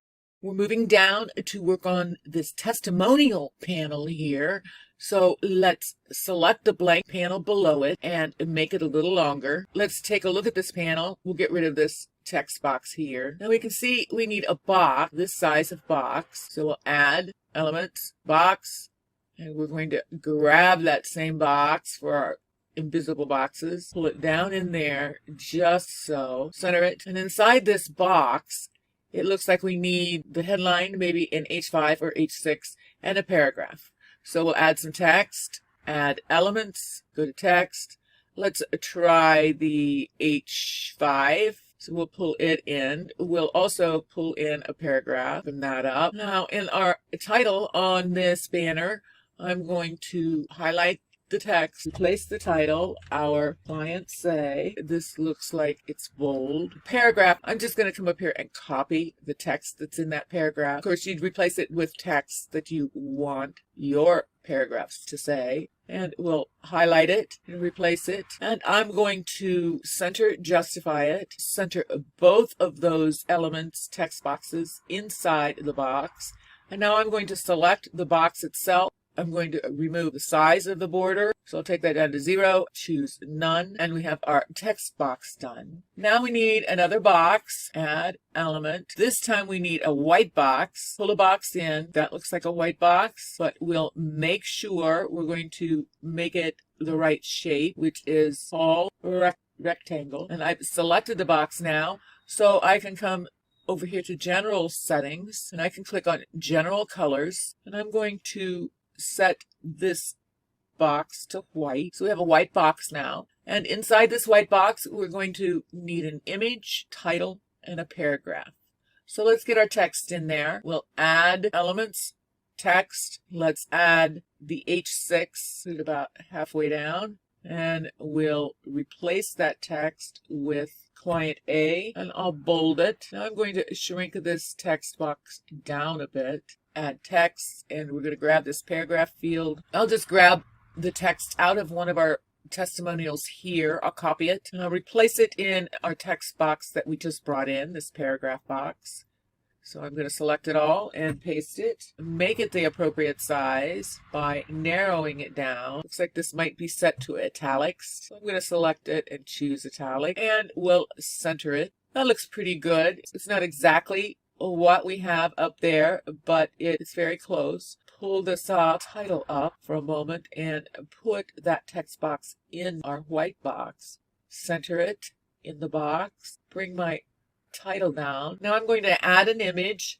So we will add an element, close our text, come to image, choose an image to pull in, resize it and make it much smaller. We'll select the image, go to general settings, and change the image to our first testimonial, which is this guy right here. So we'll click on it, select it, and save it. And you can see we're going to have to shrink it a little bit anyway. That looks about right. Now I'm going to take that image and place it inside our white box. Center it inside, and that way I can move it up now and get it spaced just the way I want it. I think I might narrow that just a bit. I think that looks better. That looks very good. So now we have to select the box, duplicate it by hitting the clone button, and let's move it right here, and we'll duplicate it again and move this one over, duplicate it again and move it over. Now we have all of our boxes. So let's change the content, and we'll change the picture to the red-haired girl. So I'm selecting that image, change the image, and we'll find our correct testimonial client. On to the next title. That would be client C. And now we'll change the image on this testimonial, this handsome fellow here. And then we have client D. And we'll change that picture, select it, save it. Now I've selected my panel here. I'm going to do a little bit of adjusting on this text box, pull it down a bit, select a panel, and then it up just a bit. And we have our next panel done. See how quickly that went? So we'll come right up here to the one we just duplicated, and we're going to delete it. Say that's fine, and there's our panel. So let's save it. That's fine, and we're satisfied with the domain right now. So we finished this panel, and if we move down, we just have 2 more panels to do. The last one is this beautiful panel here. It's going to be really easy to do too. I bet you can see that now. We've done enough of these. So let's select this panel, and we'll change the background image. So we go to background image, and we're going to be looking for the image that has the strawberries on it. So we'll change the image, and here's our image. Now let's move our text box down a bit. We'll use this for the H2 title. So I'm going to go ahead and double click it and then triple click it and change the text color to white, write my headline. So I've got my title in here. It's center justified, so I'm going to make sure that I left justify it. Let's add the Ice Cream Shop Express title. So we'll add elements, texts. Let's add the H4. See how that looks. I'm going to go ahead and change this Ice Cream Shop Express. I'm going to select it, and I'll change this to a 5, and let's see how that works. That looks better to me, and I'll bold it. That looks about right. So I better select the text and change it to white. And now let's add this tagline. I'm going to go in here and copy it for right now. So I'll have the text when I need it. I'm going to select the panel, add element, add text. We'll add the headline 6, and I'm going to select the text, paste it, reselect it, then change it to white. Now I can open this up, bold it, and we'll go ahead and open it up all the way. Place it right underneath that line. I forgot to left justify it, so we'll do that now. Now I can align those up properly. You can see I have those marker lines aligned. And now we're looking for the button. We can go up here and copy this button, but just one more time to make sure you know how to do it. Let's just bring in a clean button and show you. It's easy no matter what you do. So we'll add elements. Let's choose this one. This one's about the closest one. We're going to pull it over, and I think we're going to have to adjust it just by grabbing the corner. That looks pretty good so far. Now, while I have the button selected, I'm going to change the headline. So let's come over here, find the headline. There's a headline, and we're going to change it to Contact Us. And let's make it a little larger. Oh, and I noticed this was all caps, so let's go back in and change that. Those are the kinds of details that make a big difference in your website. You want all your buttons to pretty much look the same and your text to be the same so it becomes recognizable. That looks pretty good. I think we just need to move it down a little bit, not much, and maybe move this title over. And I think that panel looks great now. So we'll come right up here and click on this panel, and we'll delete this one. So now we're down to our last panel, this footer. Let's go ahead and remove the text box that's imported in automatically when we add a blank panel. The first thing we'll do is change the background. We're going to select the panel we're working on, change the background by coming to General Colors, and choosing the background color, which is a very dark gray, even a little darker. There we go. That looks about right. The first column has a title and a paragraph. And the second column has a title and 3 lines about the location of the business, the ice cream shop. So all the way to the right, we have the newsletter subscription opt-in form. So let's start by building our box with these text elements. We'll go to boxes, and we're going to add another one of those boxes with the transparent background. Pull it over, adjust the size. Should we have enough room? Now the first thing is our title. And those, let's bring in a title, add elements, text. Let's try the H6. We'll bring it in, double click and select it all caps. We're going to need to bold it and change the color to white. And we'll left justify it. So I could bring this in, situate it where I want to in my box. Now I'm just going to grab the copy and the text that's in this paragraph, copy it to my clipboard. Of course, you'll replace it with your copy. And let's add a paragraph. So add element, come down and pull in our paragraph, select all of the text. Let's go ahead and turn it to white first. Replace it with the copy we have on our clipboard. So now I can readjust the size of this box, spin it up a bit, move it up, adjust my box. Do you notice how the line height is considerably wider in this text? I'm going to go ahead and show you how to adjust that. So we're going to select this, and we discover it's the paragraph. So I'm going to go to my page settings, and then come to fonts, come down to my paragraph, and here where it says line height, I'm going to increase it just a little bit. There we go. That looks a lot better, doesn't it? So I'm going to move my title back up and recenter my text. I have my text looking the way I want it. I'm going to select a box, adjust the border to 0 and none, then select the entire box. Make sure I've got the whole thing selected because I'm going to duplicate it. And I'm going to bring it right over here. I'm going to make sure I have my box and pull the entire box over. And I'll select the text and replace it here. Click, triple click, copy and paste. Grab all of that text on my clipboard. Come down here to this text box. Double click and then triple click. And paste that right into the text box. And open it up. I'm going to come up here and add an element, and we'll go to basic form. Let's just pull this one in. So the first time you bring in an email marketing form, you need to set it up and integrate it with your mailing boss list. So we're going to create a new list. The name of the list is Ice Cream Shop. We'll make that the description. Here's where you put the from email of the list. So you put whatever email is in, who this is coming from, the name of the list, who it's from, and the reply to email. We'll save that, and then we'll save. So now we have an email marketing form, and this form has a first name and an email and a button. So let's go ahead and line it up in here, make it wider. It looks like it's wider, and we'll see if we can get it to look the same as what we have up here. Let's go ahead and select this form. First thing we're going to do is general setting. And let's check the field style. We can adjust the height of the field style. These are the square borders. So let's go ahead and make those square by taking the round off and adjust the height of the field like this. Let's change our headline, all caps, register now. And let's come up to general settings and general colors. And let's change color of the button to yellow. And we'll make the hover color yellow as well. And we'll make the hover text black. So we'll change the height of our field. We've lost on our button here, on our headline, we need to change that text to black. I missed that. So we'll come here and select this and change it to black. Now we need to get our title, newsletter subscription. So I'm going to just copy this text box here, duplicate it. It's just easier.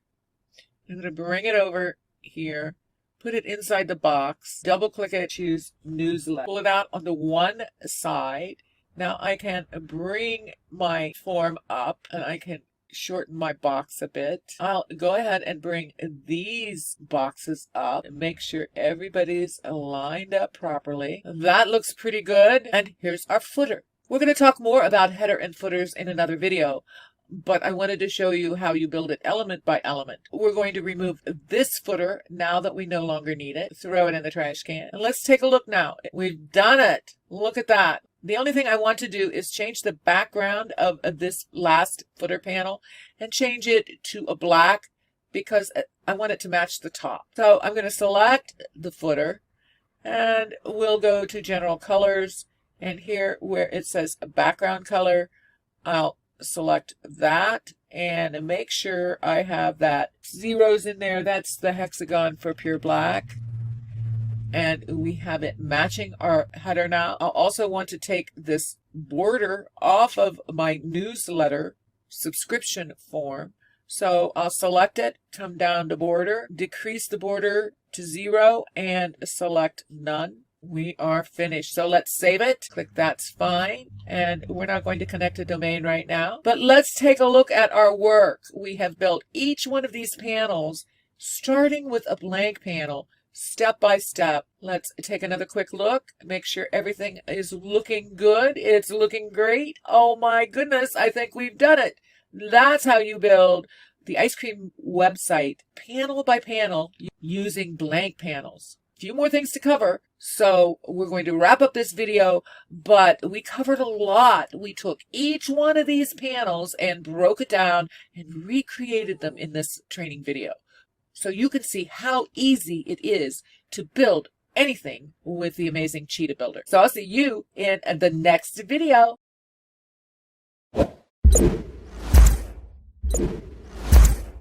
Hi, it's Terry Stevenson of the Builderall team, and in this video we're going to learn how to create a global header and footer using personal panels in Cheetah. This is going to save you a lot of time when you're building multiple pages that require the same header and footer. So let's get started. We've already learned how to build our header and our footer. So let's start by learning how to save this header and this footer as a personal panel. It's really easy.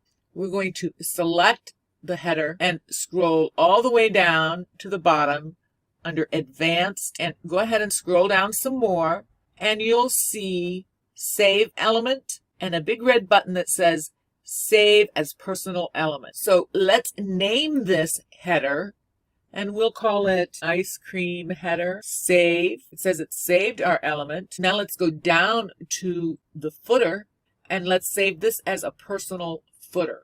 So we're going to select the footer. Now that we have it selected, we come down to the Advanced Mobile. We can name this, and let's call this one Ice Cream Footer. Save as a personal element. Now let's do a big save up here on the right hand side, and we'll save it. That's fine. I'm satisfied with this domain right now. And let's scroll up here and take a look and see if we can find our personal elements in our library of options. So if we come over here to this tab that says personal and look under panels, now once you refresh this site, you really, to get the updates here in your personal panels, you'll have to really often go back and to your website overview and then come back into that page for them to show up. But you can see we have our panels here. We have the ice cream header and the ice cream footer. So those are listed and available for us to use and add in any pages. That's really handy. Now let's go back to the home. We'll hit just leave. And this is the training site that we're building right now. Remember, on the left-hand side of the menu, we have global elements. And I'm going to come down here to headers. And I'm going to click on that. I'm going to create a new header. So let's name it capital ICS dash header, and we'll save it. So here's our header. Now we're going to come in and edit this header, and I have a blank screen. So I'm going to add personal panel, and I'm going to add my header, and I'm going to save. That's fine. Now I'm going to come back to home. It's okay if I just leave. And down below these global headers are our global footers. So click there, and I'm going to create a global footer. Click the plus. We're going to name it. So let's use the same kind of tagging and naming. So we'll name it capital ICS dash footer, and we'll save it. So here's our footer. We're going to edit the footer. Now we're going to add a personal panel. Choose panels, and we'll add the ice cream footer. We're going to save, choose that's fine, and we'll go back to home.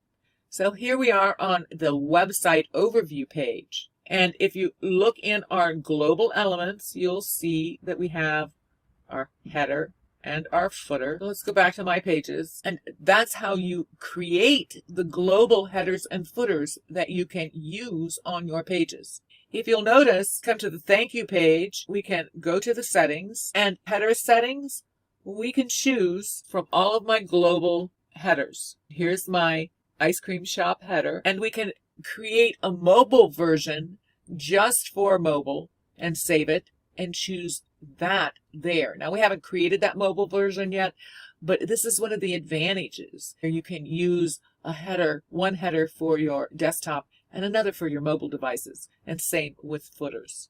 So we can, for now, we'll just choose the same header. And down here on the footer, we'll choose footer, same on the mobile for now. We're going to save it. And now let's publish. Now let's see what happens when we go to the live thank you page. Go to the website page, and you see how we have double headers and footers there? That's because we already had one on that page. I'll show you when we go back. But our page is looking beautiful. And this banner up here, this is built on a free website. So this banner shows up. So I brought you back to the My Site overview page, and we're going to take a look at that thank you page that had that double headers and footers again. We're going to look at it in the editor. So we'll click on edit, and we can see that it showed up as the home page because we haven't really created any kind of content for this page yet. Let's take a look at the home page. You can just leave. You can see we have this header here and a footer. So let's go back to the home and look at the live page for the home page. Go to the website, and you can see we only have the one header and footer. So let's jump into the thank you page, build something on this page. So we'll edit page, and remember we have global headers and footers on this page. So we don't have to add a header or a footer. We just need to add a panel. So we'll add a panel to get started, and let's just pick blank, choose that. We'll change the text to thank you so we know we're on the thank you page. We're going to save it. We're going to say that's fine to publish it. Come back to the My Sites overview page, because now I want to go to the website page for the thank you page. So let's see what changes have occurred. We may have to refresh our browser, but no, and you see we have our header, and let's scroll down, and a footer. It automatically populated the page with our global header and our global footer. All we have to do is insert the content for the body of the page. This is just an amazing feature and one of the many beautiful features in the Cheetah Builder. So I hope this training helped you understand the power you have in Cheetah when you create elements and panels that you're going to reuse time and time again. Be sure to save them as a personal panel. Then you can pull those personal panels in and create global elements for headers, footers, and pop-ups and use them across all the pages in your website. So I hope this helps you. We're going to move on in the next training video and learn about how to edit the tablet and mobile versions in Cheetah. So let's get going.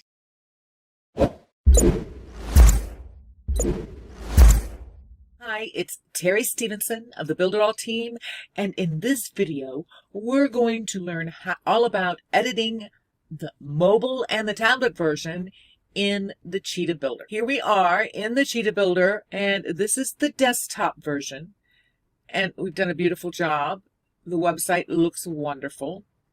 But now we're going to head over to the mobile version and take a look there, see what kind of changes we need to make, if any. We get to the mobile version in the upper left-hand corner by clicking on this phone icon. Click there, and it brings up the website as it appears now on the mobile. And we can scroll down and take a look at it. We have some things we can change to make it better. So let's get started. Let's start up here at the top. We have our header here, and if we click here on the element and come down here to the advanced mobile image, scroll this up so we can see, you can see that we've got the image selected right now. Down here are some settings that you can change to change the size and the spacing and the padding around the image. So let's do left to right. If we bring it all the way up to 100%. And let's decrease the top margin and the bottom margin. And that makes our image a little bit smaller. Next, we have the menu. And that looks fine just where it is. If we wanted to bring it a little further in to the center, we can adjust that this way. I'll leave it all the way, just about there maybe. Next on our list, we see this button. And the button's fine, but it's in the wrong place. We definitely want it below the title. So let's select it, and we have our button selected. Let's use the down arrow to move it down, and let's select it again and use the down arrow to move it down, and select it one more time and use that down arrow to move it down. So we have the button in the right place now. For our text, let's see if we want to play around with any padding. That looks better, I think. And then the Ice Cream Shop Express, I think, was above the title. So let's move it up, and our banner looks good. Now, one thing you'll want to keep in mind when you're working and editing in mobile is once you make a few changes, you need to go back to the desktop, check the desktop, make sure it looks good, and save it on desktop. None of your changes get saved back here in the mobile version. It all gets saved on the desktop. So I've adjusted several things here. I'm going to go back to my desktop. It still looks good there. And I'm going to save and go ahead and publish it. Now let's go back to mobile. So we'll move down to this image, which looks a little large right now. So we'll select it. And remember, on images, on mobile, you're going to want to come all the way down to the advanced mobile images settings, and let's play around with some padding. Just taking that to 100% really made a big difference. In fact, that looks pretty good, I think. And then below that, we have our advantages. That looks great. So let's scroll down. We have a call to action, our title about benefits, and then we have the text. We'll leave this image there, and we'll go ahead and select it. And let's change the padding again, make it smaller.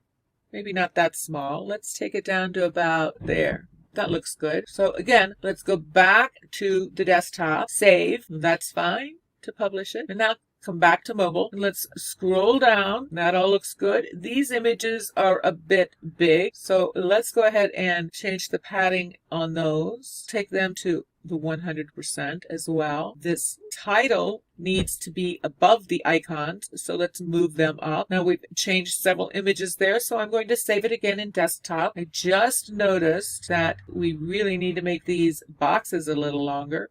So I'm going to do that while I remember. So let me save. That's fine. And let's go back to the mobile. We're going to scroll up. This all looks fine. It saved our changes to the image. Saved those image changes. That looks great. This all looks fine. Now we have what our clients say. And we have the client's name and testimonial. So let's check the order. They all appear to be in order. So let's adjust the size on these images. Let's select this image, come down to the advanced image settings, and let's do 50. And we'll click this one, and we'll set it left to right at 50. Moving down, set this young man at 50 left to right, adding that padding on both sides, which handles and manages the space around this panel. One more. So let's go back and save those changes. You always want to go back and save, especially image changes on your desktop before you move on. Save, that's fine. Now let's go back to mobile. We'll see how our changes look. Move down here. And yes, those images look great. Now let's move this button. We're going to want the Ice Cream Shop Express at the top, and then this title with our button on the bottom. So let's go ahead and move this button down. We'll activate it, use the down arrow, activate it again, and use the down arrow, and activate it again, and use the down arrow one more time. Now let's use this title. It goes above this title. So let's go ahead and that title there. Now let's select this title. Let's add just a little bit of padding. That looks better. And let's go ahead and add a little bit of padding here. Left to right padding. I think that looks better. And if we click on this button, let's go down and put a little padding on the bottom. Just a little bit. Maybe right about there. And let's add a little top padding to this title just to complement it so it looks balanced. Now let's move down and we have our paragraphs, we have our information, and we have our opt-in form. The only thing we need to change is we need to move this title above our opt-in. So let's select it, use the upward area, and there it is.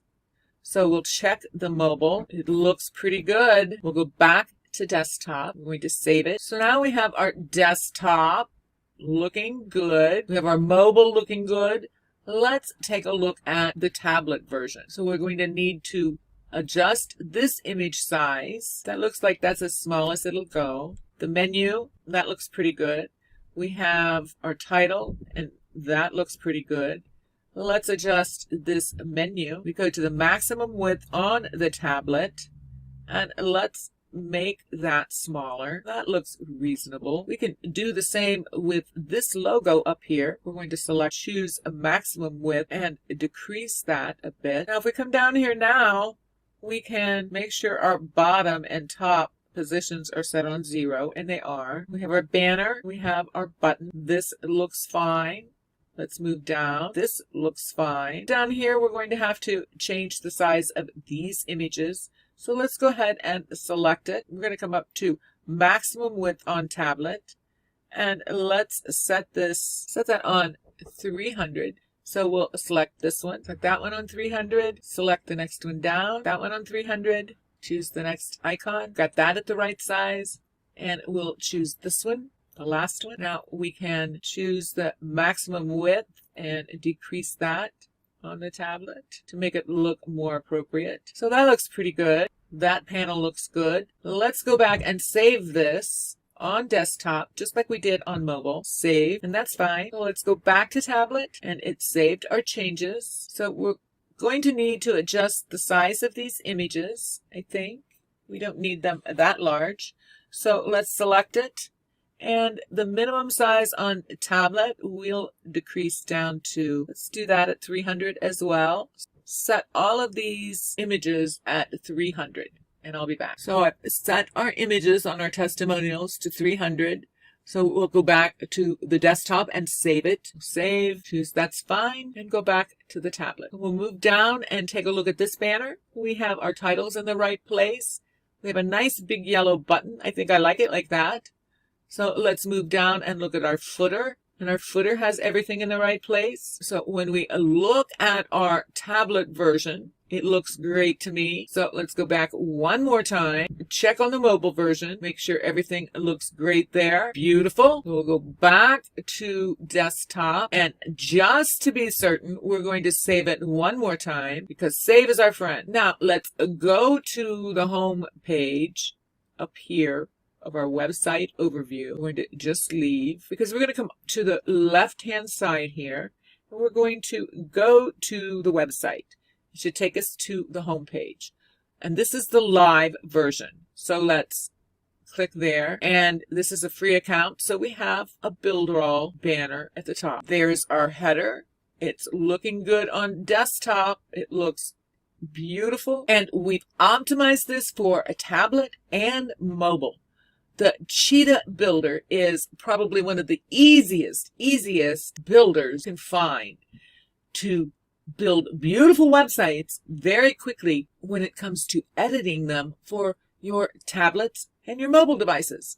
Believe me, it is a joy to work with Cheetah when it comes to optimization of mobile devices. So I hope this video really helped you learn how to edit our pages in mobile as well as tablet versions. And we have a couple more quick videos that I'd like to share with you before we close this series on how to build the ice cream shop website with the Cheetah Builder. So I'll see you in the next video.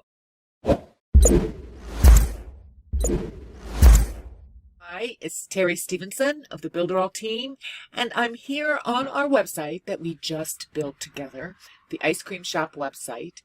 And we have a few things we really need to talk about before we wrap up this training. In this training video, we're going to learn how to edit your website settings, your page settings, and the share image in Cheetah. Before we get started, here on our live site that we built here, and I want to point out the banner up here at the top. This website was developed with Cheetah Builder. Builderall, build your website today, start now. Now this banner appears on any of our free website plans, but anytime anyone upgrades to one of the paid plans, this automatically comes down. So now I want to head over into the Cheetah Builder and let's take a look at, first of all, the website. So here I am back in the Cheetah Builder, and we're on our new training site. This is the site that we just built, and we're going to talk now about website settings. Now these are the settings that are site-wide. They affect the entire website, so they're very important. Look over here on the left-hand column, the menu, and if you come here to site set, that's what we're looking for. So let's click there, and we have some general settings. First, we have a title. Now we're going to change the title here, and we're going to call this the ice cream shop. Here we have a place where you can choose a title separator that separates the website name from the page name in your Google listings. Next, we have the address URL. So we're going to change this to ice cream shop with no spaces, all lowercase. You can set your language here. Here in the description field, that's very important. Make sure you take the time to write a keyword-rich description of your website. This is going to appear on your Google listings, and it really impacts how people find your website and you on the web, and it also affects your SEO. So make sure you take the time to write a proper description and enter it into that field. Here we have a button where you can enable or disable the affiliates button that is found down in the lower right-hand corner. Here's where you can set which side and where that watermark, that affiliate watermark, appears. And you can set the language of the watermark. We have a toggle switch here where you can enable the CRM. Now that becomes important when you're managing mailing lists, client lists, and you want to track all of those statistics and information. So this is where you enable all of that information come from your website and be entered into your Builderall CRM. Below that is a favicon. Now a favicon is that little image that is in the tabs up in the top bar of search engine bars that identifies the website. So here we can choose a favicon. Let's go ahead and choose one for the ice cream shop website. Let's choose this one here with the ice cream scoops. We'll save it. And now that little image will appear on those tabs when somebody is on the website. That's what we have under general settings. So now let's look at the SEO settings. You'll want to fill in these. You have keywords here. It's very important to have the right keywords. Here's a field for meta tags. You also have a field for robots and add text script. On the scripts settings, on your site-wide settings, you have a script here. You have a field to enter site-wide scripts here, a script pixel here, and some script analytics here. And of course, you make all of these changes and then you hit save. Now, site settings are very important, so be sure and think about them, plan them, and take care of that on your website. But now we need to talk about the page settings. You can see our site name has changed. It's now the ice cream shop. Let's come down here on our home page, on our column of 3 dots here on the lower right hand corner. We'll click there and we have an icon and a label setting. So this is the page setting. So these are the settings just for the home page, this home page. So let's click there. These are equally important. Here we have the name of the page. Now right now we have the name as home.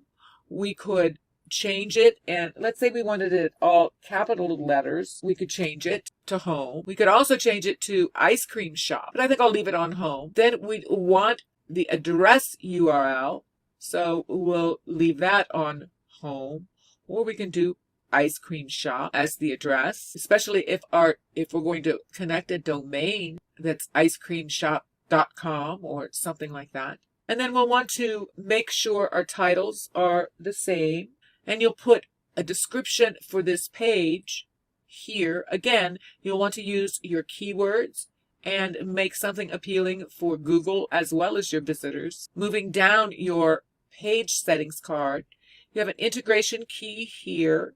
That's very important for Mailing Boss. This is the field where you're going to enter your integration key. Then we also have a field for a tag reference for this page. Below, we have page scripts. Right here. In the next category down, we have SEO settings, where you'll put in your keywords for this page, your meta tags for this page, and you also have the ability to put in a redirect link. So you enter a URL for a redirect link, so when somebody lands on this page, they're going to be redirected to this link. Very powerful. We also have the option with the no index tag. If you enable that, that means that this page will not be found on Google. We can add our share image, and it even gives you the preferred size for your share image. You can add it there, and we'll add one here in a minute, but I want to show you, you can also add it from your website overview page. Let's move on down to the next tab on this page setting, and these are your pop-up settings. Now you have to have your pop-ups already created, and remember you find those on your website as global elements. Create them there. You can set your pop-ups for this page on desktop. You can open it up and it'll list your pop-ups, and you can choose one for this page for the desktop version as well as mobile. Our next tab down are your header settings. So we'll open that up and you can choose specific headers for this page for desktop and mobile by choosing those headers right here. See, we have our ice cream shop header, so we'll choose that. And on mobile, we'll choose the same thing. And if you move down to the footer settings, you'll notice that we have the same option on the footers. We can set a page footer here on desktop and on mobile. And then once we have our page settings set, we're going to save them. Now remember, I told you about the share image. You can also add your share image right on the page here. So let's get an image of the ice cream shop website, then upload it as our share image. So let's head over to the website and grab an image with a snipping tool or a clipping tool that everybody's computer already has. So here we are on the live site, and we're going to want a nice website picture. This is going to be the picture that's going to get shared if somebody shares a link on social media or if somebody searches on Google and the search engines. So I'm going to activate my snipping tool. I'm going to select a portion of the page. You can get the exact measurements and design your own image, but we can also get a snippet like this. Save it. I'm going to save it as ICS share image. Save it. Now let's go back into Cheetah and upload it. Here we are in our website overview for the ice cream shop website, and I'll click back on that share image, and now I'm going to select the file I want to upload. I'll choose it, open it, and there's our website share image. So I'll select it, save it, and there we have a image for this page that will get shared anytime somebody shares a link to this page. So we've covered some very important things in this short video.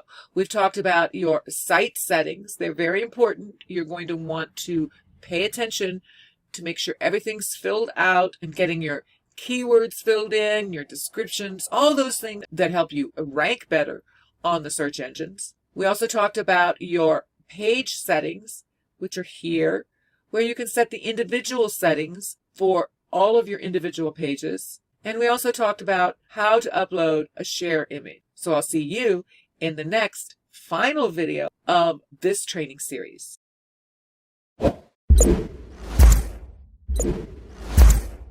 Hi, it's Terry Stevenson of the Builderall team, and in this final video of this training series, we're going to learn how to create our thank you page and contact form in Cheetah. If you'll recall, we've created the page, the thank you page. We haven't done any editing on it yet. We're going to want to connect it to our newsletter subscription form. So before we head over to the thank you page and begin some editing, let's go into our home page. I can show you a quick and easy way to build this thank you page really quickly. So let's open up the editor. Here we are in the Cheetah editor on the home page. And if you'll recall, we've saved some personal panels. We've saved a personal panel for the header and the personal panel for a footer, and we've established those as global elements. The only thing we really need for our thank you page is this first fold banner. So I'm going to select this top banner here, and we're going to select it and save it as a personal element. Remember, we go down here to Advanced and Mobile Image, scroll down, and name this. Let's name this Ice Cream Shop or ICS First Fold. Save it as a personal element. Now we'll have to save it here. We'll publish it. And now we need to go to the overview page, and let's republish it just to make sure that change has taken place. Now let's come into the thank you page, and remember, when we open that page at first, we'll be adding automatically the header and the footer. So I'm going to delete this panel now. That's fine. And I don't have any panel on my thank you page yet, but I can come here and add a personal panel and look under panels. And right here is my first fold banner. So I'm going to add it. And here we have our first fold banner. I can edit this banner. We don't need the button on it, so I'm going to delete it. Let's change the text on our H2 title. So I double click to get inside the text field, and I'll triple click now. And let's say, thank you for subscribing. We can put some text down here in this title. Let's just say, now that we have this thank you page edited, we're going to save it, and that's fine. Now let's go back to the home page. We want to set up our contact form to make sure we get the proper notifications. So let's scroll down to the contact form and select it.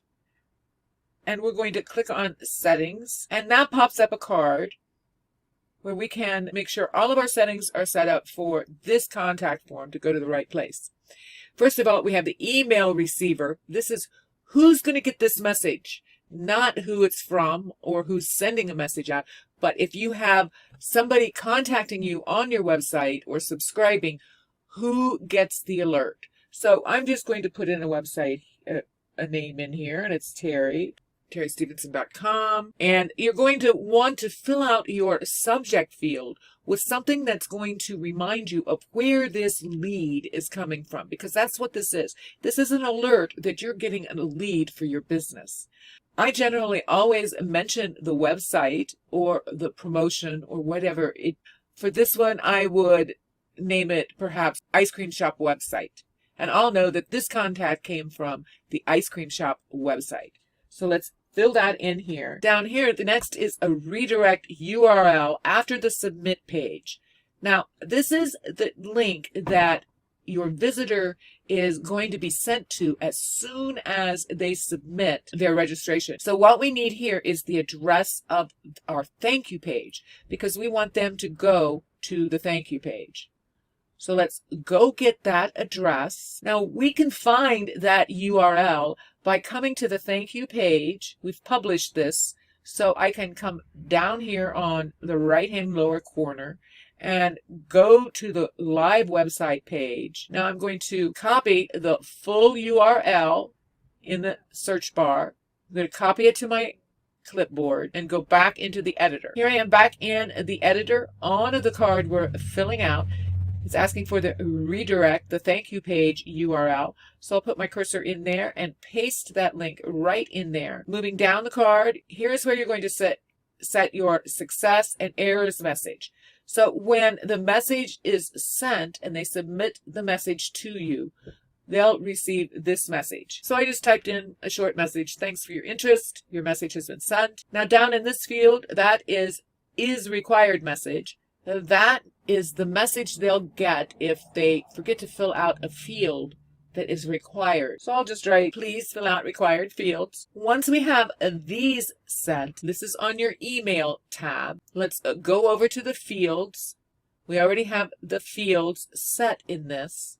We have the first name field and the email field. Make sure that we have this contact form with the right email for whoever's going to get this alert, and save it, and we'll save it here, and that's fine. So now we've set up our contact form to send us an alert when anybody registers for our newsletter, and we also have it set up to direct the user to our thank you page.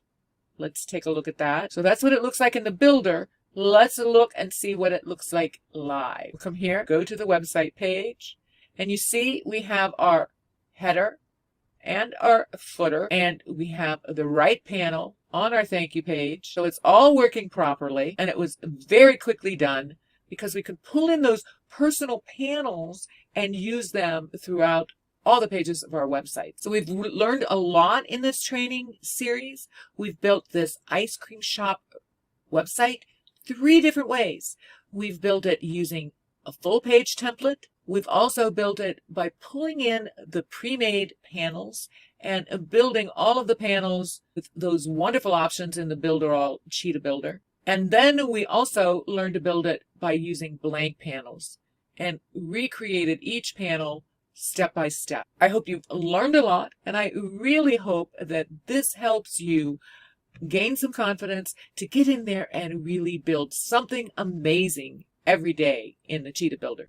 And I'll see you soon in another training video.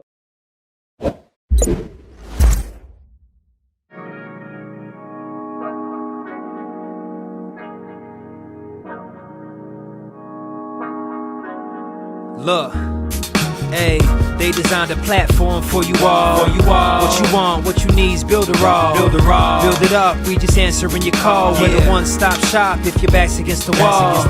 Yeah, you're a Builderall rock star. Hey, you can build it all, go hard. Sign up and you'll see we got it all. We're the one-stop shop if your back's against the wall. Look, if you're trying to build the name of your brand, the came with a plan, get your name in demand. With Builderall, you can save your day in advance. Keep the apps automated so you barely need to glance. Listen, think of all the power that you hold. It's a new globe, everyone is grabbing for their phones. Imagine the control, build your passion on your own. And the more that you connect, the more attraction they will show. Not only a sales funnel, look, this is more advanced. This will help you compete, but have the upper hand. Keep your products in demand. It's all in one spot. You don't have to calculate and feel afraid with your thoughts. Automate your response. Drag and drop your site or click map your fans. See the pages they like or use the video rap or capture their sites. Design your own app from scratch, just how you like. Yeah, they designed a platform for you all. What you want, what you need is Builderall. Build it up, we just answering your call. We're the one-stop shop if your back's against the wall. Yep, you're a Builderall rock star. Hey, you can build it all, go hard. Sign up and you'll see we got it all. We're the one-stop shop if your back's against the wall. Design with y'all in mind, let entrepreneurs shine. Tired of the 9 to 5, you starting your own grind and it's alright. They got the tools you need. The connection they designed is truly unique. Never been able to express my views with ease. I move, release, double click and ooh, I'm pleased. My clients as well, tired of the hoops and leaps. Too many things in the way of my truth and dreams. A Builderall rock star is what you really are. Tune in on the internet will make you a star. You don't need to study hard, all it takes is a start. Work every day and move higher till you way off chart. Stay on, never sleep on none of the apps. It's a free sign up just so you know in advance. Builderall's for the legends, nothing's holding you back. You got the tools and the plan, you can stay on track. Believe that. They designed a platform for you all. What you want, what you need is Builderall. Build it up, we just answering your call. We're the one-stop shop if your back's against the wall. Yeah, you're a Builderall rock star. Hey, you can build it all, go hard. Sign up and you'll see we got it all. We're the one-stop shop if your back's against the wall.